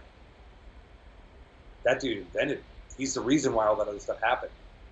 Yeah. You know, like it's or he's the building blocks of why that stuff exists now. And it took his brain to try this version of it to unlock the level for everyone else. I'm also convinced in this whole topic that certain people are just always going to be meant to be the ones who see it and imitate it, and then there's always going to be those guys who are the ones who are thinking away from that. And there's not a lot of guys who are both. Yeah. You know, like Jay Miron's a guy who is both. Yeah. Matt Hoffman's a guy who is both. David Sato, a guy who's both. I'd say Garrett a little bit. Garrett Reynolds. Yeah, I'm just thinking my generation. Yeah. Garrett Reynolds, both. Dave Fryman, both. But there's just not a lot of guys that could do both. You know what I mean? They do it, and they do it for real. That's my thing with the street riding now that is confusing to me, is that when you filmed the video part back in the day, you worked on stuff, and then you found the coolest spot or the hardest thing that you could do it on. And now they film tricks on things that are what you learned it on. Yeah. You know, now, like, you know, if someone does a tail whip to steeple grind to whatever, and the ledge is like just barely high enough over the peg. Yeah, I know it's hard, but I don't understand why you didn't learn it and then go, for the video part, I'm gonna go give her and get it down something that's like legit and real, which someone can't go do it today. Like when I was one of my things when I was filming Forward was that I wanted to make a video part that people couldn't imitate when they saw it. You know, some of that stuff took a decade or more for people to do. You know. Yeah. So you were very intentional about it. And all my video parts are very intentional. But that one, I was like, that one when it was coming to into fruition, it was like, I want to do something people can't imitate tomorrow, and that it will be big, because it was right then internet was starting to pop off. You know what I mean? I was like, I want to make something that is going to be bigger than bike riding to people, or fun for people who weren't bike riders, could be like, whoa, you know, this. Yeah. And I mean, as much as that video part caused me so much time in BMX for me that wasn't fun, it also opened up so many doors for me. Mm-hmm. With other tours, with TV shows, with tons of stuff. Yeah, I mean, Brian Castillo showed up here and he said there were haters because he took time off from riding to do other ventures and then came back like he never left. We were all jealous. That's right, Brian. The homie. Yeah, I mean, I guess I never heard it put that way, but yeah, I mean, I definitely, because like I said, I felt like when I was doing those other things, I wasn't taking off bike riding. Yeah. I was like, for me, it was like the same as like if an MMA fighter is a jiu-jitsu guy and he goes to Thailand for 4 months to do kickboxing. To me, I was just doing another thing that was helping this other thing. Cross-training. You know? It was cross-training, you know, but I wasn't looking at it like that, mm-hmm. but that's how it was relating to me. So I think that, yeah, but that people didn't like that. I love that. Yeah, do it. I love that because that just shows the purity of it in your mind. I mean, it was a different, it was different then too, because when you're different, you're young, and you're just doing it. You're like, oh, Hmm. it's like I said something, and I said something in that the last Unclicked with Ryan Nyquist about mountain bikes, saying that like in the '90s, Oh yeah, they were no one dorks. no one can argue that mountain biking isn't fun. No one can say going down hills fast, but in the '90s, mountain bikers were dorks. You know what I mean? And they got a little bit, worried that that was a big deal. Like I was saying something negative. I'm like, no, that's the truth. You know, now it's not like that, and it had to go through its trials to get there. Hmm. But uh, it's just some things take a while to catch on. You know. Yeah, totally understandable. So I want to talk a little bit more about how intentional you were with video parts. All right. Just like what was the I mean, mindset of it? I mean, you kind of talked about it already, in that you learn something, then you think of the best place to do it. But what I mean, else? when I was filming Dirty Deeds, which would have been my first video part, have you ever seen that video? No. Cool, bro. Um, You're not that great, man. It's sorry. so you should go. That's what you should do the next react to. Do my Dirty Deeds. My Dirty Deeds. What was I gonna do? I was gonna do your forward part, but I could do Do dirty. Dirty Deeds. Okay, Do Dirty. It was filmed, 5 or 6 years before. I'll do clip both. the first clip I filmed was in '93, summer of '93. It was a handrail to Barsman. That was the first clip we filmed, summer of '93. Do that one. I was born the summer of '93. Cool, bro. Uh, And you're old. Ah. yeah. You say old, but wait, you're gonna be my age in no time. And I'm gonna let my knee pads be like, hell yeah. Yeah, and like I said, you're white, so you're gonna look fun. Just kidding. Keep talking. Dirty When I deeds was- filming. when I was doing that part with Dave Perrick, it was a very intentional part. Yeah. I was filming stuff, but I'd also come from all my skate friends who when I went to high school, I grew up with these other three skaters, Jeremy Ray, Jonas Ray, and Paul Luna. They were all pro skaters in high school, and so I would film. I would I was around them how they were filming parts, and so I was thinking about that. Like I didn't know any other different way to do it. Yeah. Right? Like there was no other I'm going to do this different than bike rides because I hadn't even seen that many bike videos. But I just was like, this is the way you do it. Yeah. And so I was very intentional. And then Dave Perrick made a decision for Dirty Deeds that was probably the best decision ever for my career. Is I have enough footage to have an entire part the same length of ramp footage for Dirty Deeds. And he put maybe like 5 ramp clips. Mm. He left it all out and made it just street. And it was such a smart decision. And it was all the street stuff was like, we already have this. I don't need another one of these. I have something that's close to this, not another one. Unless the spot was just, a lot of the spots were, because there are a lot of spots you might recognize now, but back then no one had ever seen them before. That's where they came from, right? Mm-hmm. But they're very, very deliberate. With forward, I was on this thing where I just wanted it to be as gnarly as possible. Yeah. And then with Living in Exile, which is one of my favorite parts actually too, we did one of those. Actually, we did it for RBMX. I did one of those. Was it Least Most or whatever they're called? Oh yeah. So that will come out. You'll be able to see which ones I picked, which was really hard actually, by the way. And then afterwards, I was like, "Ooh, did I pick the right one? Did you? The right one? Did I you? don't know. I don't know. Oh no. I'll be able to see. I don't know. I don't know. I think there's a video that it's a later in my career video that it's not as good as the other ones, probably not, but I think it meant a lot to me. So do you feel, thinking about it now, that you picked right? I don't know. Okay. I don't know. It's close. I mean, you'll see what I pick, but like on Living in Exile, that was in a strange part of my life where I just got divorced, and I was staying up. I was spending my time driving around all night long, looking for spots all night for myself, and then we'd go film them later, another time. But it was that part I really liked, but I didn't get any bangers. I had three bangers, and I didn't get any of them. So for me, like that part was hard to swallow because I really love that part, but it has a banger in the end, but that wasn't my banger. To me, that was a mid-section clip that we had to make the banger, you know? I gotcha. But all of them, yeah, all of them are very, very deliberate. Even like the United ones. This is United one that I got when I got on United, which is the one that has like the S rail right at the beginning. That video is like all right. I mean, there's a lot of clips that get filmed, and just because they're good doesn't mean they should be seen. You know, it's the same. I feel the same way. It's just because you can do a trick. Like I do feel like that is a trend in videos now. It's like if I can do a trick here, it's a spot. It ain't. Just because you can do something there doesn't mean we need to see it. I almost feel like riders are hurting themselves by doing that because you're watering down. Like I feel like there's one rider that was my favorite rider. I'm not gonna say who it is. Was on Instagram to watch, and then it was just every day was just these clips that were just of nothing, hard stuff but on nothing, and just like it just looked like you were trying so hard to prove that you're riding every day. And then I had to like just stop. I just never even watched the stuff anymore because it was just it's too much. I feel like every rider has a certain amount of minutes that people are going to care about. Yeah. And so you got to make those count. Totally fair. And it's like sometimes being absent is better than being there. There's a line, but you don't need to prove every day that you rode.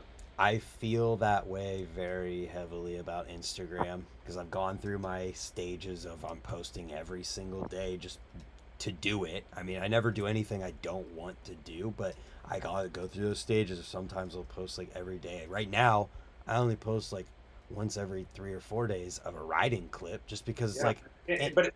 But it matters. But then when you do post something, people want to see it. That's exactly the thought that I had a long time ago. It's like there's certain people that are so well loved, not only because of their riding, but also because of the fact that maybe they recognize or they don't, that scarcity makes people want it even more. Yeah. Look at Joe Rich. Joe Rich is a perfect example. Like right sometime around forward or before forward, he blew both his knees out, or his knee out. Years of knee and back-to-back knees problems. But then like anytime someone got like a tabletop 1-footer of him, they just lost their mind as if he had done a double flare. You know? I mean, to me, the Joe Rich I watch riding was like 90s Joe Rich. It was like, because he did everything. He could do everything. Yeah. At it, you know, and then, but he's a perfect example where the less was more, you know. Unfortunately, it was less for other reasons, but yeah. Long injury things, but you gotta eat it up because if people like you, they want to consume it, but at some point, everyone will turn on you. Yeah. This is an interesting conversation for me to even personally have because I battle with it for myself in that I literally post on YouTube every single day. Yeah, I mean, look at Jason Enns. Jason Enns, I don't know if you're familiar with all his stuff. He's always riding those old bikes. Me and him collect Bastard bikes, and he builds them up and rides them. Mm-hmm. You don't see that many riding clips of them, but when you do see a real riding clip of them, breaks the internet. Changes the game. Yeah, it just breaks the internet because it doesn't have to do anything. It doesn't have to do anything even new or crazy. It's just people want to see it, you know. Yeah. That's why I call Jason the West Coast Joe Rich.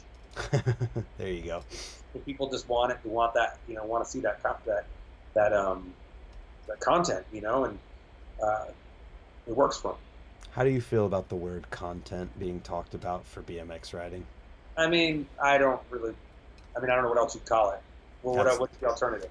That's my mindset too. I hate that word.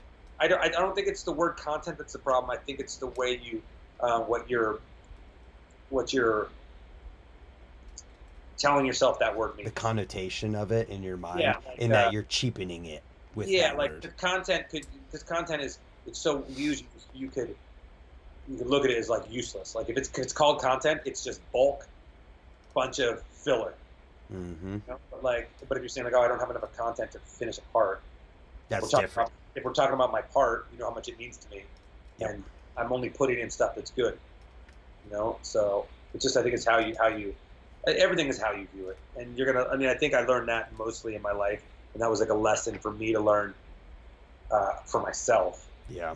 That my day and how I feel about things, bike riding, work, whatever it is all on how I am perceiving what I'm doing.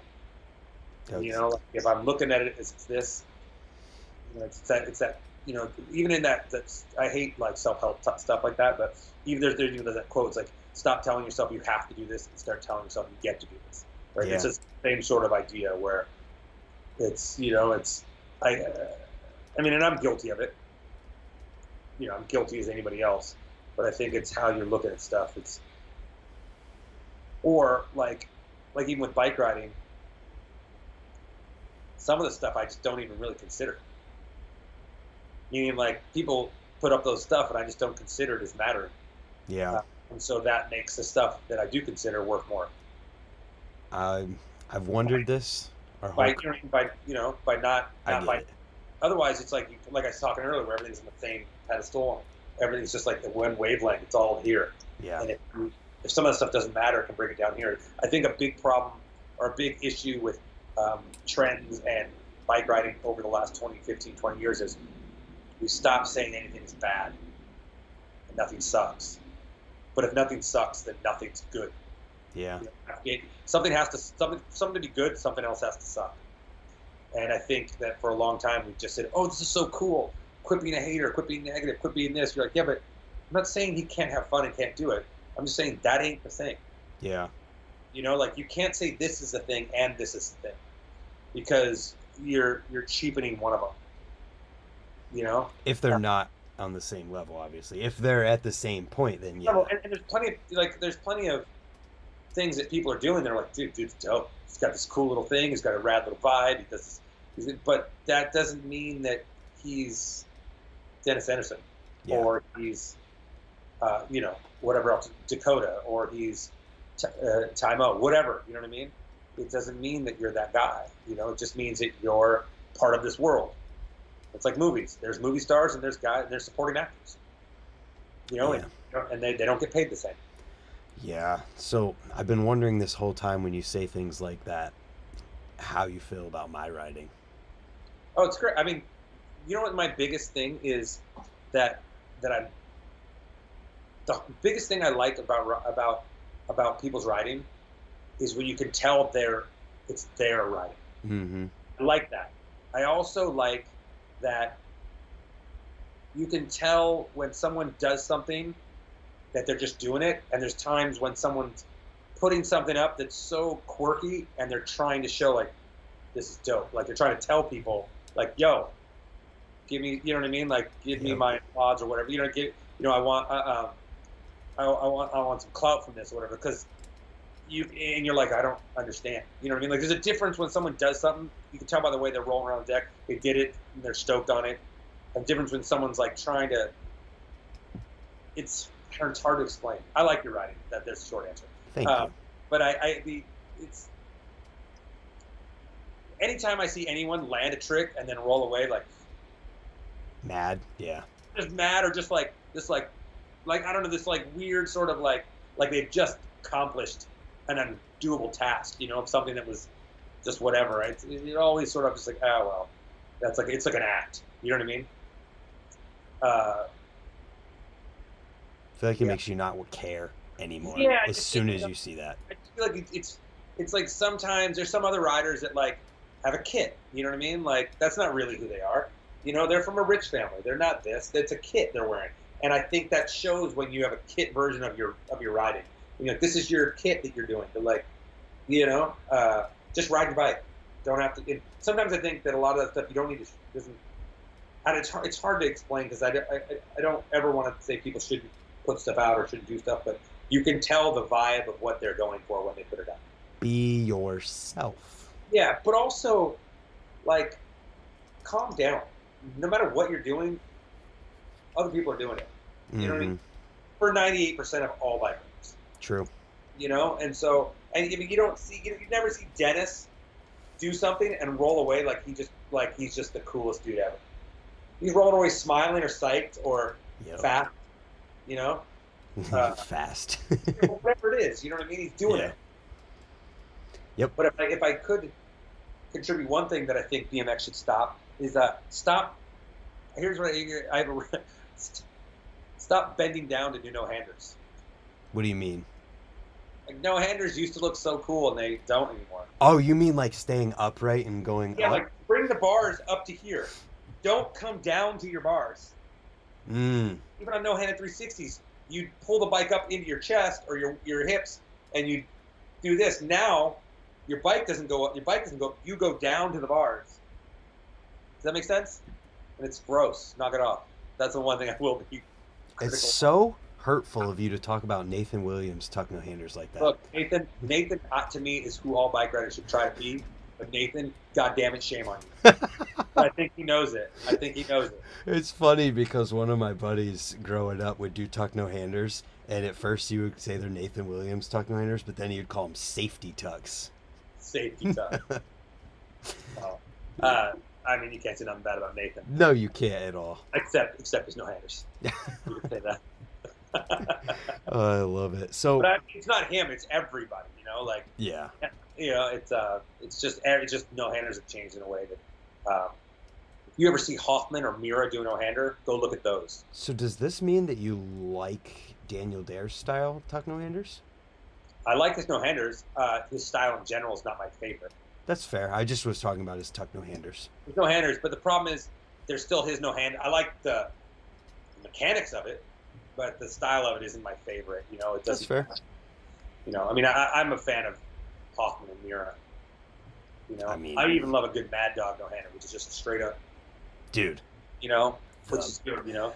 I love when people, my buddy Sponge, who I've already talked about, his tuck no handers. I don't know if it's on purpose, but he goes straight up in the air. I used to go straight up. Castillo's got good, like, Chris Day type no-handers. But, yeah, I just think that's a trick that, to me, is so BMX, no-handers. And they've just taken this turn of weird. And it's just one of those things where it became a fad, or it became a trend. And then that's just how people saw them, people did them. Yeah. But not knock it off. Yeah. We need someone really popular to start doing no-handers the other way and make it that way again. Somebody just said, oh, never mind. Just kidding. Any other questions on there that are good? Or, nothing really. Somebody said something about, wasn't there a flip off a tree in Dirty Deeds era? There was a flip off a tree in the Arnett video. Okay. Which was in the late 90s. Gotcha. I did want to ask, too, about the video part stuff. Did you consciously try to make a lot of them? Because it just happened? Since we just did that least most thing, I think I counted. I think I have 9 or 10 video parts, which was a surprise. Let's figure it out, actually. Dirty Deeds. I'd forgotten I had a part Nowhere Fast. Until Monkeys Fly. Forward. Grounded. Living in Exile. My United part, my other United part, and my Caveman part. That's 8. There's a couple more. Demolition video. That's 9. That might be it. It was 9 or 10 if I remember right.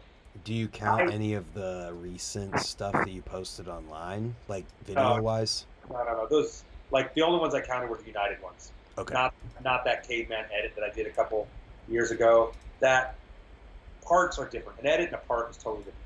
Part I'm trying to film. Mm-hmm.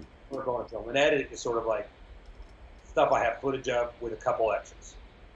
You know, totally different. Yeah. I didn't try to do a lot of them. I'll be honest. I thought I probably could have done more. They came when they came. Gotcha. I used to think I had less, and so having 9, I was actually surprised. But I'm psyched with them. You know, I don't. Yeah.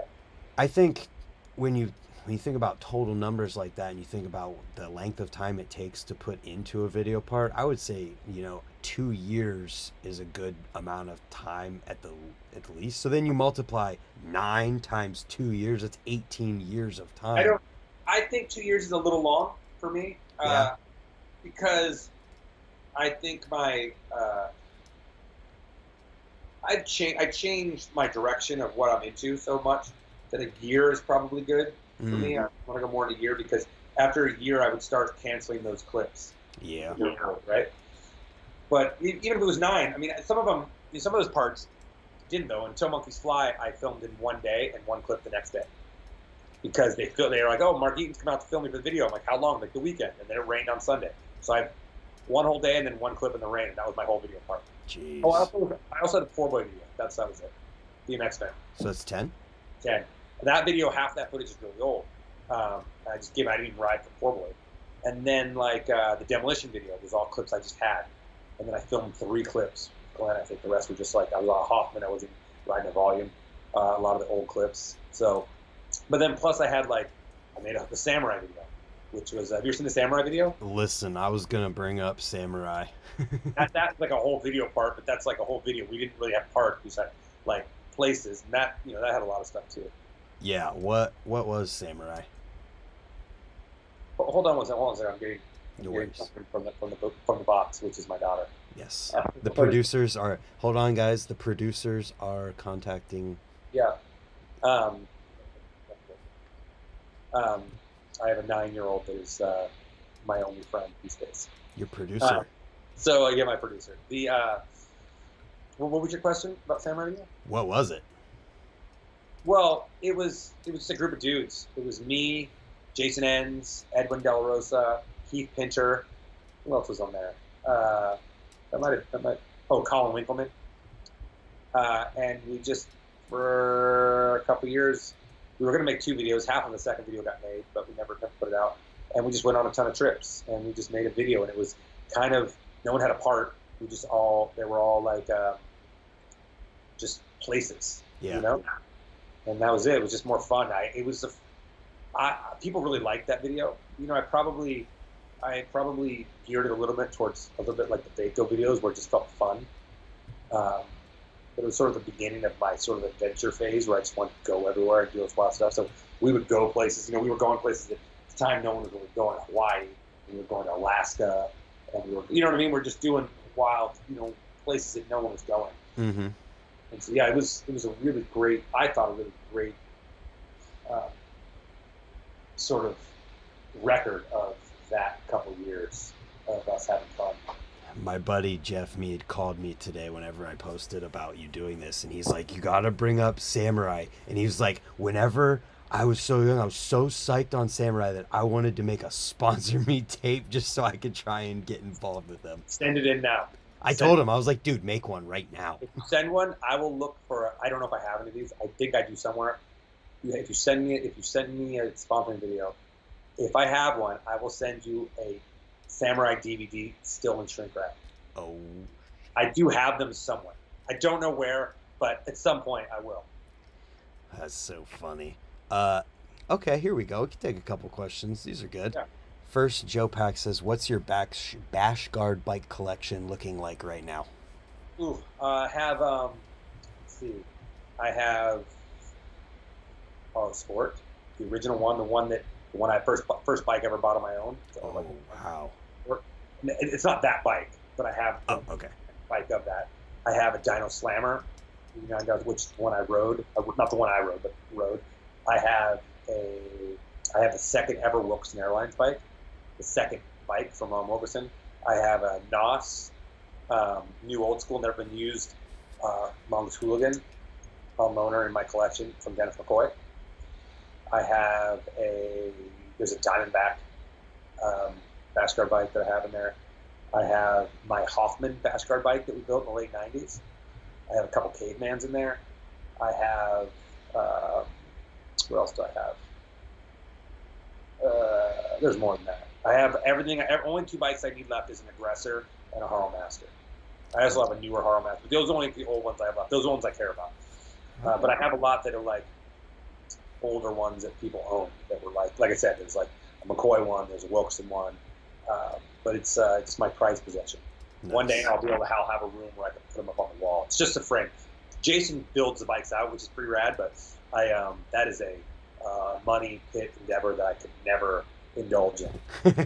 Sometimes I'll get stuff. Find old bike parts and stuff, or things I'll find at my parents' house, like old bikes, and I'll take the pieces off and give them to Jason. Nice. For stuff, or like gift him like some things, Yeah. Awesome. And then another one here, Bad for Life. His name's Brody Gwilliam. He had a amazing video series called Bush League where he's riding farm equipment. That sounds awesome. Yes. Hey, his name's Brody. Yeah. If you're listening to this, please DM me a link of that to my Instagram. I would love The to. third one, perfection. Send me the third. He said anywhere we could see the My Way Arnett video. That's a good question. I bet you if it's online. If you look up My Way Arnett My Way, it's online. That video as well was filmed in 2 days. That video part, I filmed in 2 days, and that video had 3 really heavy clips. It had the tree flip, it had the water tower gap, and it had this other gap into a ditch that I still think is one of the biggest BMX gaps ever done. It was 14 feet out and 14 feet out and 17 feet down or something. Jeez. It was over a fence into a ditch, and it was dead, man. I think it's on YouTube. Yeah, it is on YouTube. You can look at it. You might have to scroll through the whole video to find my part, but that whole thing was filmed in, like I said, 2 days, and then they have some contest footage. Nice. And then the most recent question here from Kurt Rowell: could he beat Jason Enns in a game of bike? Depends. This is very much a depends. Right now, no. When we're riding, if we're riding a straight mini ramp, let's say 4 years ago, I think whoever goes first has the advantage. Because, or like let's say at our prime, whoever goes first has the advantage. Because if he could do some tech stuff that I could never do, but he's not going to 540 a spine, or maybe even like a regular 540, or I might get him on some of the burly tricks. Brian Castillo is a perfect example of this. We would play games of bike all the time, and I knew how to beat him every time. But he also did, but it was just whoever went first, because I could get so. Nowadays, Jason probably beat me. I'm a little out of practice, but in a pool now, me and Jason in a pool. We was just going to backyard pools. Me and Jason. I think that's a close race. The only reason why I think I might take it is because I'm willing to die. And Jason's not. Fair enough. There might be something that's just slightly burly that I'm willing to take that crash for, but he's definitely not. When it comes down to it, you're willing to dig deeper. We're betting on the drink that we're going to buy for each other at the end of it. He might not be willing to have surgery for a Coke. When you started that answered with depends, I thought you were going to talk about the underwear you both have to wear. Depends on how much we shit our pants that day. Oh God, that's funny. But I think me and Jason in a pool now, if we were to play, it would be really tight because we kind of when we find a pool, Jason will start calling out what he does. It's like, I call stairs, I call ice over this, I call love seat this. And it's like we can both only do the same 6 tricks. So I'm like, well, guess cool. I'm done. And so what I tell him is, okay, well, I'll wait for you to try it and then I'll do it. Just kidding, guys. Got him. Shit. That's awesome. All right, let's talk about Citizen. Biz Jordan sent me a message. He's like, bring up Citizen. Citizen Bikes was me and Nate Wessel. We basically made it look like I quit Hoffman Bikes and started Citizen, which was would be like the American, because at the time Hoffman Bikes was doing Taiwan. That was like a touchy thing. Everyone wanted American made, so we're going to do an American made version of it. We had a couple prototypes made. Nate has his prototype. My prototype went to Taiwan later on for some of the geometry for the Mexican frame that got built by Volume, and it never came back. Appreciate that. So that little piece of history is gone. But it never happened. We had one ad, and then whatever happened with Hoffman Bikes, we decided we weren't doing it, and that was sort of the end of it. Came and went. And then I was off Hoffman Bikes too, because I'd already quit. That was the end of it. Dang. So Biz, I wish I could tell you a better story, but I can't. To be honest with you, Biz is like a historian of BMX. He probably knows the story better than I do. Yeah, he mentioned it, and I was like, is that the same thing as Samurai? You said that? Yeah, I was like... Yeah, no. We had an ad and everything. And I kind of, for a second, had a bit of hype, I think. And like most things, that I'm involved in, they die a very unfulfilling death. Or they get injected with stem cells and come back. Yeah. That's so funny. What else we got? Questions? Nothing good. Kurt Rowell's in here flipping over helicopters, and nobody wants to hear about that. I don't know what's the question. He just said, did he talk about flipping the helicopter yet? I mean, no. I mean, uh, it's for a MTV show. Maybe $10,000 to do it. No way, for A lot real? of money in 2000. That was a lot of money. What was the deal? Just flip MTV. this helicopter or what? Well, he asked me if I wanted to do something. I said, "Here, I'll back with the helicopter." And so, yeah, but it was like a full-on like Evel Knievel rolling down a stadium, and yeah, it was actually real sketchy, and a good chance I should have been dead probably the way I was doing it. But yeah, it took 4 tries, and I kept over rotating, and so I went down the rolling a bunch, which should have put me 8 foot back into the thing, into the blades, and then it was a foot safety case on it. I tried to catch the safety case, and I clipped it, so I only cleared it by like 6 inches. Everybody else wasn't allowed to be near the helicopter. It was on the 50-yard line, and everyone had to be at the goalpost because if I threw the bike or if I hit the helicopter would just until it just destroyed everything. But that, was a good. It's actually pretty gnarly. This is pretty cool. It actually got voted. There was a few years later. There was like a show on MTV saying the 10 craziest things ever to happen on MTV, and it was like Puff Daddy this and Michael Jackson this and Madonna this, and I was number 6. Damn. Yeah, I wish I could get a copy of that show, but yeah, I was number 6. Wow. Yeah. That's pretty nuts, man. Cool. So how does it deal? Like, how does something like that even originate? How's that even happen? We had done the sports and music festivals, and Okay. I would have been a part of those, and I was like a featured athlete. I was friends with some guys down there, and then so they must have said, hey, see if Mike wants to do something. There was a couple other stunts. There was another show that was called like Stunt Master. I don't know what it was. Some other show that asked me to do. It might have been called Stunt Masters. To ask me to do some stuff, and I said no to, and they got some other guys to do versions of it later, which I won't repeat either. I won't say what they did because I don't think they were done. They weren't done the same way that I would have done them. I think they were done the most obvious way. Mm-hmm. But yeah, I never did those. But yeah, $10,000 back then. That was a long time. That was a lot of money. My eyes, that's still A lot of money. A lot of money. But back then it was like 23 years ago. That was a lot of money. Wow. That's pretty nuts, man. I didn't even know you backflipped over a helicopter, to be honest. Yeah, well, it's in forward. It's in forward. I'll find that out when I'm gonna react to that. And Have you ever seen forward? Awesome. Awesome. It's just, I mean, No, it was a thing growing up where I just never cared, and I literally I have love that. like 15 DVDs where it's props, and I have Baco 10 on DVD behind me, and I never watched any of them. Try to get a copy of Baco 4 or Baco 5. Is it not being able to be watched online? I have no idea. Oh, okay. Well, either way, I gotta react to Living in Exile from you. Live in Exile, I like. Yeah, I mean, have you seen my Uses United part? Dirty Deeds. That's the one you told me to. Yeah, Dirty Deeds. Dirty Deeds. That's the one you should watch. Because that one, like, I'm a little kid. I'm like 15 years old when we started filming it. That's. Somebody else asked previously too. Did you have fun on Road Full's Tool 2? It seemed like you didn't have fun. Well, there is the power of editing.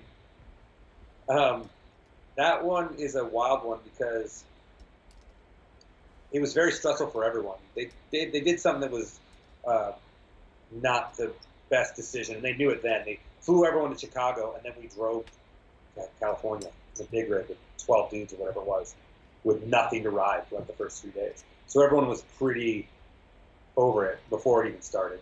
You know what I mean? Gotcha. It was fine. I mean, I think, me and Robbie got into it on that trip, but the way it was portrayed on thing was completely opposite of what happened. So I think it made sort of a different view of me on that one. And Robbie, especially at the time, he's pretty, and me and Robbie, we're cool. So I don't think he's bummed that I say this. But he's a loud dude. You know what I mean? Which has led him to have a lot of success. Because he's a very charismatic guy. But I can't remember exactly what it was, and I'm sure he probably remembers it different. But he yelled at some lady who was feeding the birds, and I was kind of yelling. I was like, "What are you doing?" And then there was a day when we could all go ride street or trails, and I opted to not go watch trails. I went road or whatever somewhere else, and that was bothered him, that I didn't want to go watch those guys ride trails. And the way it was edited and portrayed on Ripples 2, I very much remember that very differently. Because I remember when it came out, I was like, whoa, that's like the exact opposite of what happened, I think Robbie says something like the effect of like, people, people can't respect and other people want to do other things. And it was the exact opposite. I felt like he couldn't respect it. I wanted to go ride. I didn't want to go watch people ride, And so it sort of came off for a heated moment. But, I mean, to me, I don't really hold grudges. I don't really do that. It came and went as fast as it went, it came. So, but Road Rules 2 was fun. It was super fun. It just, I think the edit makes it seem different. Gotcha. Yeah. I mean, it's like all those it's like all those reality shows on TV. They're very much different than what you think, Oh, yeah. You watch Survivor, they're making good guys and bad guys. They're making guys that feel this way because it only takes a few clips. I did a show called LA Inc. It was a tattoo show, mm-hmm. and we learned that what they would do is everything when they record it, every word is recorded, right? But also every word is put into a database, so they know anytime. If we ever say the word tattoo, they just have to type in tattoo into the system, and it'll bring up every time. And they have all things. So if you ever were having a conversation with somebody, and our back is to the camera's shooting the back, and we're talking to the person over there, don't believe that that's the conversation we're having. Right. Whatever. Right. And if you're real careful, if you're looking carefully, they would have arguments between people, and they were in different rooms in the tattoo shop. You didn't know that. Whoa. Because it would just be like, shot of you, shot of me. I could have been yelling at my buddy, like joking around, and then it shows a shot of the other person, like, and it's from something totally different. Yeah. It's the same thing. It's just editing, like it'll make you believe one thing more than the other. Yeah, I hate that. It looked like I was having fun, and I wasn't too. So it works both ways. Yeah, I hate watching TV because of that. Because because I'm tuned into that side of things too. I mean, you have to not think the reality show doesn't just mean scripted reality. Mm-hmm. That's all. You know what I mean? Like it's not reality. It's just a different. It's just a sitcom with shitty actors. Yeah. So. Any other questions? Well, I got a couple more things here. Yeah. I worked through most of it, but I wanted to talk about stuntman and like being in movies side of things just a little bit. Like, what the most recent thing that you've done was? I just worked on a movie last September for a month called Rebel Moon. Okay. It's a new Zack Snyder movie, and they made 2 of them last year. They come out, I think, maybe end of this year or something, maybe. And they were, I believe, I may have this wrong, but I believe they were originally written to be a Star Wars movie. Mm-hmm. It did get made, so Zack got it back. He wrote it and turned it into his own space epic. So I worked on that. That's going to be pretty wild. I also worked on a movie called Monodrone or something like that. It was Adrian Brody and the dude who plays the guy from the Facebook movie. The guy who plays Mark Zuckerberg in the Facebook movie. He also plays Lex Luthor in the DCU. Gotcha. I don't know why I can't think of his name. I worked on I fight a dude, one of those guys. The other day I worked on a new TV show for Apple TV, I think, with Colin Farrell. I got to fight Colin Farrell. For real? Yeah. See what else I did. This is all stuff at the end of last year. A lot of TV show stuff. Yeah, Shazam. I got some stuff in Shazam coming out. Oh, I'm excited for that movie.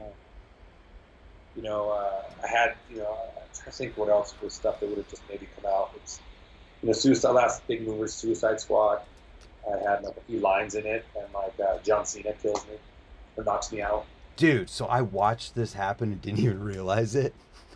Well, handsome men are all over the place. It's hard to tell. I get it. Hard. And it was, John Cena might have had camo in front of you, and I just couldn't see it. Yeah, you couldn't see it was invisible. I know. So is this all, mostly stunt stuff? You said you had lines in that one. Yeah, it's stunt stuff, but every once in a while I'll have like a line or two, stunt acting roles. But yeah, that's what I do. That's my job. Mm-hmm. Okay. We'll see how long that lasts, but hopefully for a bit longer. That's so sick. Have you seen the show on YouTube, Stuntmen React? Or Yeah, they're all my friends of mine. yeah, you got to end up on that because Yeah, like maybe. You know, yeah, maybe we'll see. Uh, I've never been good at like even bikes. I never was super technical as far as like what things were. Like with my bike, I'm like whatever it is, and I kind of feel the way that I'm a little bit like that with everything. It's like I don't really know. I do what I do. You know? I get it. I just think it. I feel like you could talk about what, like, if they put, because in that, for people who don't know, this is on a channel called Corridor Crew. It's three guys sitting on the couch. They'll get a stunt man and they'll play scenes where they're using stunt people in the movies, and usually they'll play the one of the stunt person who's the guest, and then they'll talk Yeah. about how it was actually done, Yeah. Yeah. and it's just I cool. mean, it's cool. It's super cool. Always remember that uh, there's only three guys on that couch, or one guy there talking about it, and there's a massive team of dudes that make it happen. Yeah, For every stunt to happen, there is a massive team of really talented, really well-rounded guys that make that stunt happen. and make it safe. Stunts is a one thing that is not a one-man show. Yeah. Whatever stunt guy is doing the gag, a lot of times there's dudes running the wire, dudes setting up the explosions, guys that are making this dude can look as good as he can look. Yeah, and that stuff just blows me away to see some of the stuff that they're able to do with a live person. Oh yeah, I mean, dude, you know who's a really big stuntman these days? Is Alistair Whitten. Really? Oh yeah, he's like Chris Pratt's double. I had no All idea. the stuff on like Jurassic World, he did all the. He's the motorcycle. He's on the motorcycle, Huh. and he did some stuff on I think Indiana Jones, and he did stuff on that. He's on the motorcycles or in the cars and stuff in that new James Bond movie. Yeah, dude, Alistair does a lot. He works a lot on the East Coast. That's A lot so of big cool. movies. Yeah, Alistair's a really really talented dude. He was one of the dudes I think that is really underrated as a bike rider, and as good as he was as a bike rider, he's just as good as a stunt guy. Awesome. Yeah, he really crushes it. In your travels, being involved with all of this stuff, and I'm sure interacting with well-known, famous people, have you ever met somebody who was like household name kind of person who was super stoked on BMX at all? Or does that ever even come up? Yeah. There's all those guys. They're into it. A lot of guys are. I don't know if I can think of any specifically, but that's plenty of conversations that dudes are like, "Oh, yeah, I used to skate. BMXers are crazy." It's very well received. You know what I mean? There are a couple guys that are like into it, and why can I not think of it is? There was one actor who used to ride, and he was like, "Oh, I had pictures of you on my wall." Whoa. Yeah, and it's a bigger actor. I can't remember who it was. Oh, if I remember, I'll think about it. But It'll come to you next week, I'm yeah, sure. or 3 in the morning. And be like, oh my God, you're going to like sit up and be like, Yeah. oh, there's their name. I just always curious about that because obviously all those people are just normal, real people. They grew up as kids, you know? Yeah. All those dudes are normal. Well, not all of them. Some of them are weird. They might start normal, but then they don't end up normal. Being a massive star changes your reality. Yeah, I'm really glad. It's hard to understand. I'm glad that I could hear this from somebody with experience, you know? Yeah, because you're a huge star and what's coming. I said hear from someone with the experience. Not that I am going to have that experience at all. What little people have recognized me, life is very weird whenever that happens. And I love when people say something, but every single time I'm like, me? Like, what? It's cool, man. You're getting around. I don't even want to talk about that. I just like making people happy and helping people. Not a bad trait.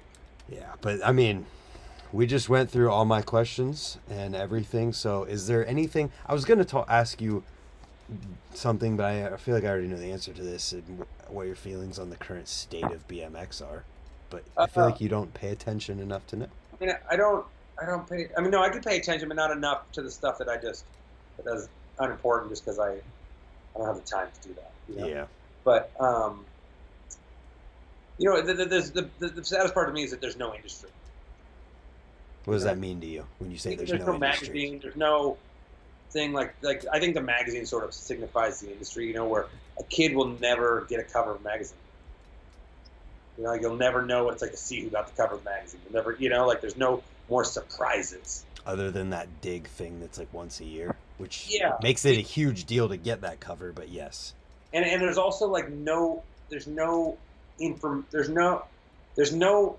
favorite word, content to consume that isn't just pictures. Like no one's writing stories about stuff. Like you get a magazine, you can read it for a week because there's stories about this trip and stories about, you know what I mean? Like stories about past stuff or events or news. Like you're just hearing about it all day long, but you're not getting, and usually it's in as quick as time as possible. And so you're not really getting someone who can express themselves and you can read about something. Even interviews you don't read interviews. Yeah. You know? So it's just, I just feel like that's the only thing that's a bummer that doesn't get, you know, it's because when something's sitting on your coffee table, it's like, it's a different feeling, you know, like it's like you've added to the collection of archive of the sport and history of it, where I feel like nowadays there's so much stuff going online that it's a clutter where some of the most biggest important stuff that's ever happened in bike riding just gets swept away so quickly. I feel that way about the DC Tapes Instagram page in that cool. They're doing that and it's amazing, but they're putting it in a place that is not cataloging it like YouTube does as a search engine. So when people think about this in 5 years, they're going to have to hope they can remember what the thumbnail of the thing they're talking about is or what was posted around it. Yeah. That's the only thing, really. I mean, bikes is going to change. It's going to evolve. It's going to devolve. It's going to be whatever the newest trend is. And like I said, it's always the best when you're in it. Yep. But it's a bummer that there's not something hard evidence what's left behind.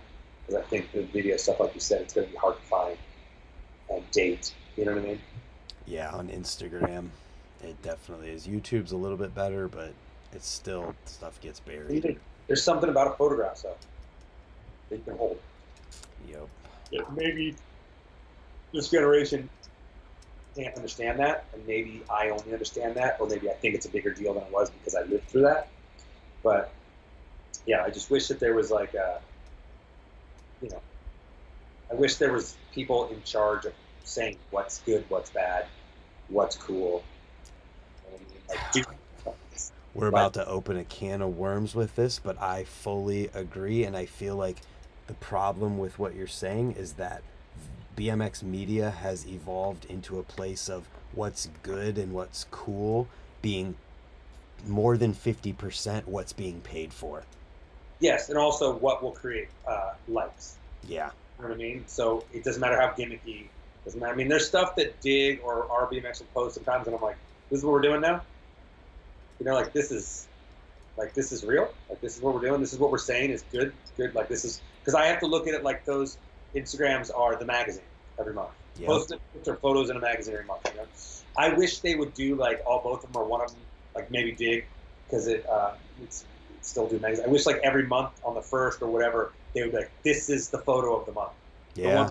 It would be like getting the cover.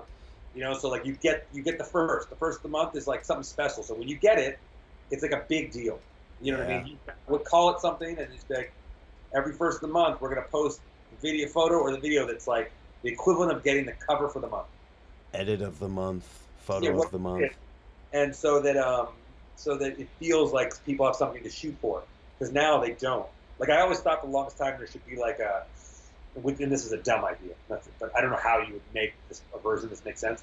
But like, you know, there was the Dig Instagram, and then there was another Dig Instagram that was like you couldn't get on the other one unless you got to a certain level. Oh, I see what you're saying. Like, you know what I mean? Where like this was like the magazine, and this was like just, you know, it was like all the things you look at every day. But the really, really good stuff goes on this. I think that makes sense. But I mean, that's like, I don't know how you do that, but that way you feel like if you got another one, you have something to shoot for. Well, and you'd have to separate it from the money too. Yeah. You take all that out of but like also like it would push the sport a little bit, because before you're pushing books, like I want to, you're trying to get sponsored, get in the magazine, whatever you're doing. And this one, it's like it might push creativity. It might push people not just going to the same spot, doing the same thing every edit, Yeah. Because you're trying to get this thing, because it feels like that's a status and a to be able to make it onto this other thing that you can only get when things are the top cream of the crop. Yeah, and I know that people feel that way about being on Dig or our BMX's Instagram page, because I see it with people local to me that when it happens, it's like, oh, this is this prestigious thing. But my, not my beef, but my bummer thing that I think about with that is that what a lot of those people don't realize is that anything that you see on there that tags a company was paid for. So it gives it cheapens some things that are genuinely good to that level. We'll be done in 5 minutes, I promise. Yeah, we're done in 5 minutes. We're done in 5 minutes. Okay, in 5 minutes. She's being very patient. It's very hard. She's doing amazing. 9-year-old to stay quiet for 2 hours. Tell her I said thank you. When usually they ask a question every 90 seconds. Yeah. Tell her I said thank you for me. She said thank you, Luna. She said go to hell. Damn. No, but yeah, I mean, what you're talking about is totally valid, and I think that the unfortunate part of it is that it brings the value of what's happening down. But it's also tricky. So nothing against them. It's like you're in a thing where no one wants to spend money. There's not a lot of money to do it. Right. It's not, it's so to make these things happen, you either got someone who's doing it for free or making enough money where they can make it their full-time job. So right. It's not like, oh, these guys aren't doing it. It's just the way the world is now. It's tough, and things just are having to change and shift with the world, and it's just a hard space to navigate. I deal with it myself. I mean, I'm in as much as I don't intend to be. But you're doing something. You know what I mean? You're creating information and telling stories. That's what I think BMX needs more storytellers. I don't think it's much storytellers. I think there's a lot of people making montages in the movie. Like if you look at a movie and it's like the action montage, that's all we're getting. Right. No one telling stories, and so you're helping create stories to be told. Thank you. I'm trying my best, and that's people like you who are willing to come on here and talk to me help me create those stories. I've got nothing going on. Thanks for having me, man. Absolutely. Yeah. This makes me feel so much better about you saying yes to doing this. Yeah, no problem. You should ask Brian Castillo. I think he'd really love to do it. I did. Did you guys talk about this or something? No, what happened? Because I did ask him about it, but he's kind of like nervous about it or something. So he told me to ask him again in a month. You should ask him again in a month. Oh, it's almost been a month, so I'll send him a message and say that you send your regards and that he should do it. Yeah, I think, if I could just see him be awkward for 2 hours, it'd be great. Well, I feel like I try to make this so comfortable and that it's just a conversation that it doesn't have to be awkward. I'm just giving Brian a hard time. Yeah, I think he would really love to do it. Brian, please do it. We would all love to hear it, Brian. We'd love to see it. Yeah. On that note, where's people going to find you on the internet? I mean, it's just my Instagram. That's it. I'm not on it that much, but I try to post. And I've been posting a lot of updates health-wise with that stuff. Hopefully I'll be getting back to riding bikes in the next few months, going on adventures with my kid, doing a lot of dad shit. Escamilla is where you can find. Yeah, Escamilla. Yeah, at my Escamilla. The stem cell updates will be there, so if long-term people can learn more about what you're going through. Yeah, you just go back, because I don't post a ton. A few times a week, maybe once a week, twice a week. I go through phases where I'll post a ton. When they were paying people good money a couple months, like last year ago, I was like, oh, Dean, I was putting up like 40 videos a month. Because I just have a bunch of stuff sitting in my phone. I'm like, whatever. And so I was making like $1,200 a month or something. Jeez. Yeah. But now they changed that. So now I think it's like $100 a month maybe, for the same amount of views. Yep. So yeah. Well, yeah, whatever. All right. Well, really, hey, I appreciate your time, and yeah, thank you. yeah, man. Thanks for having me. Thanks for doing this. Absolutely. So, You have nice grass, by the way. thanks. Nobody else can see that grass, but Oh, thanks. yeah. All right, everybody, have a good night and All goodbye. right, man. Thanks.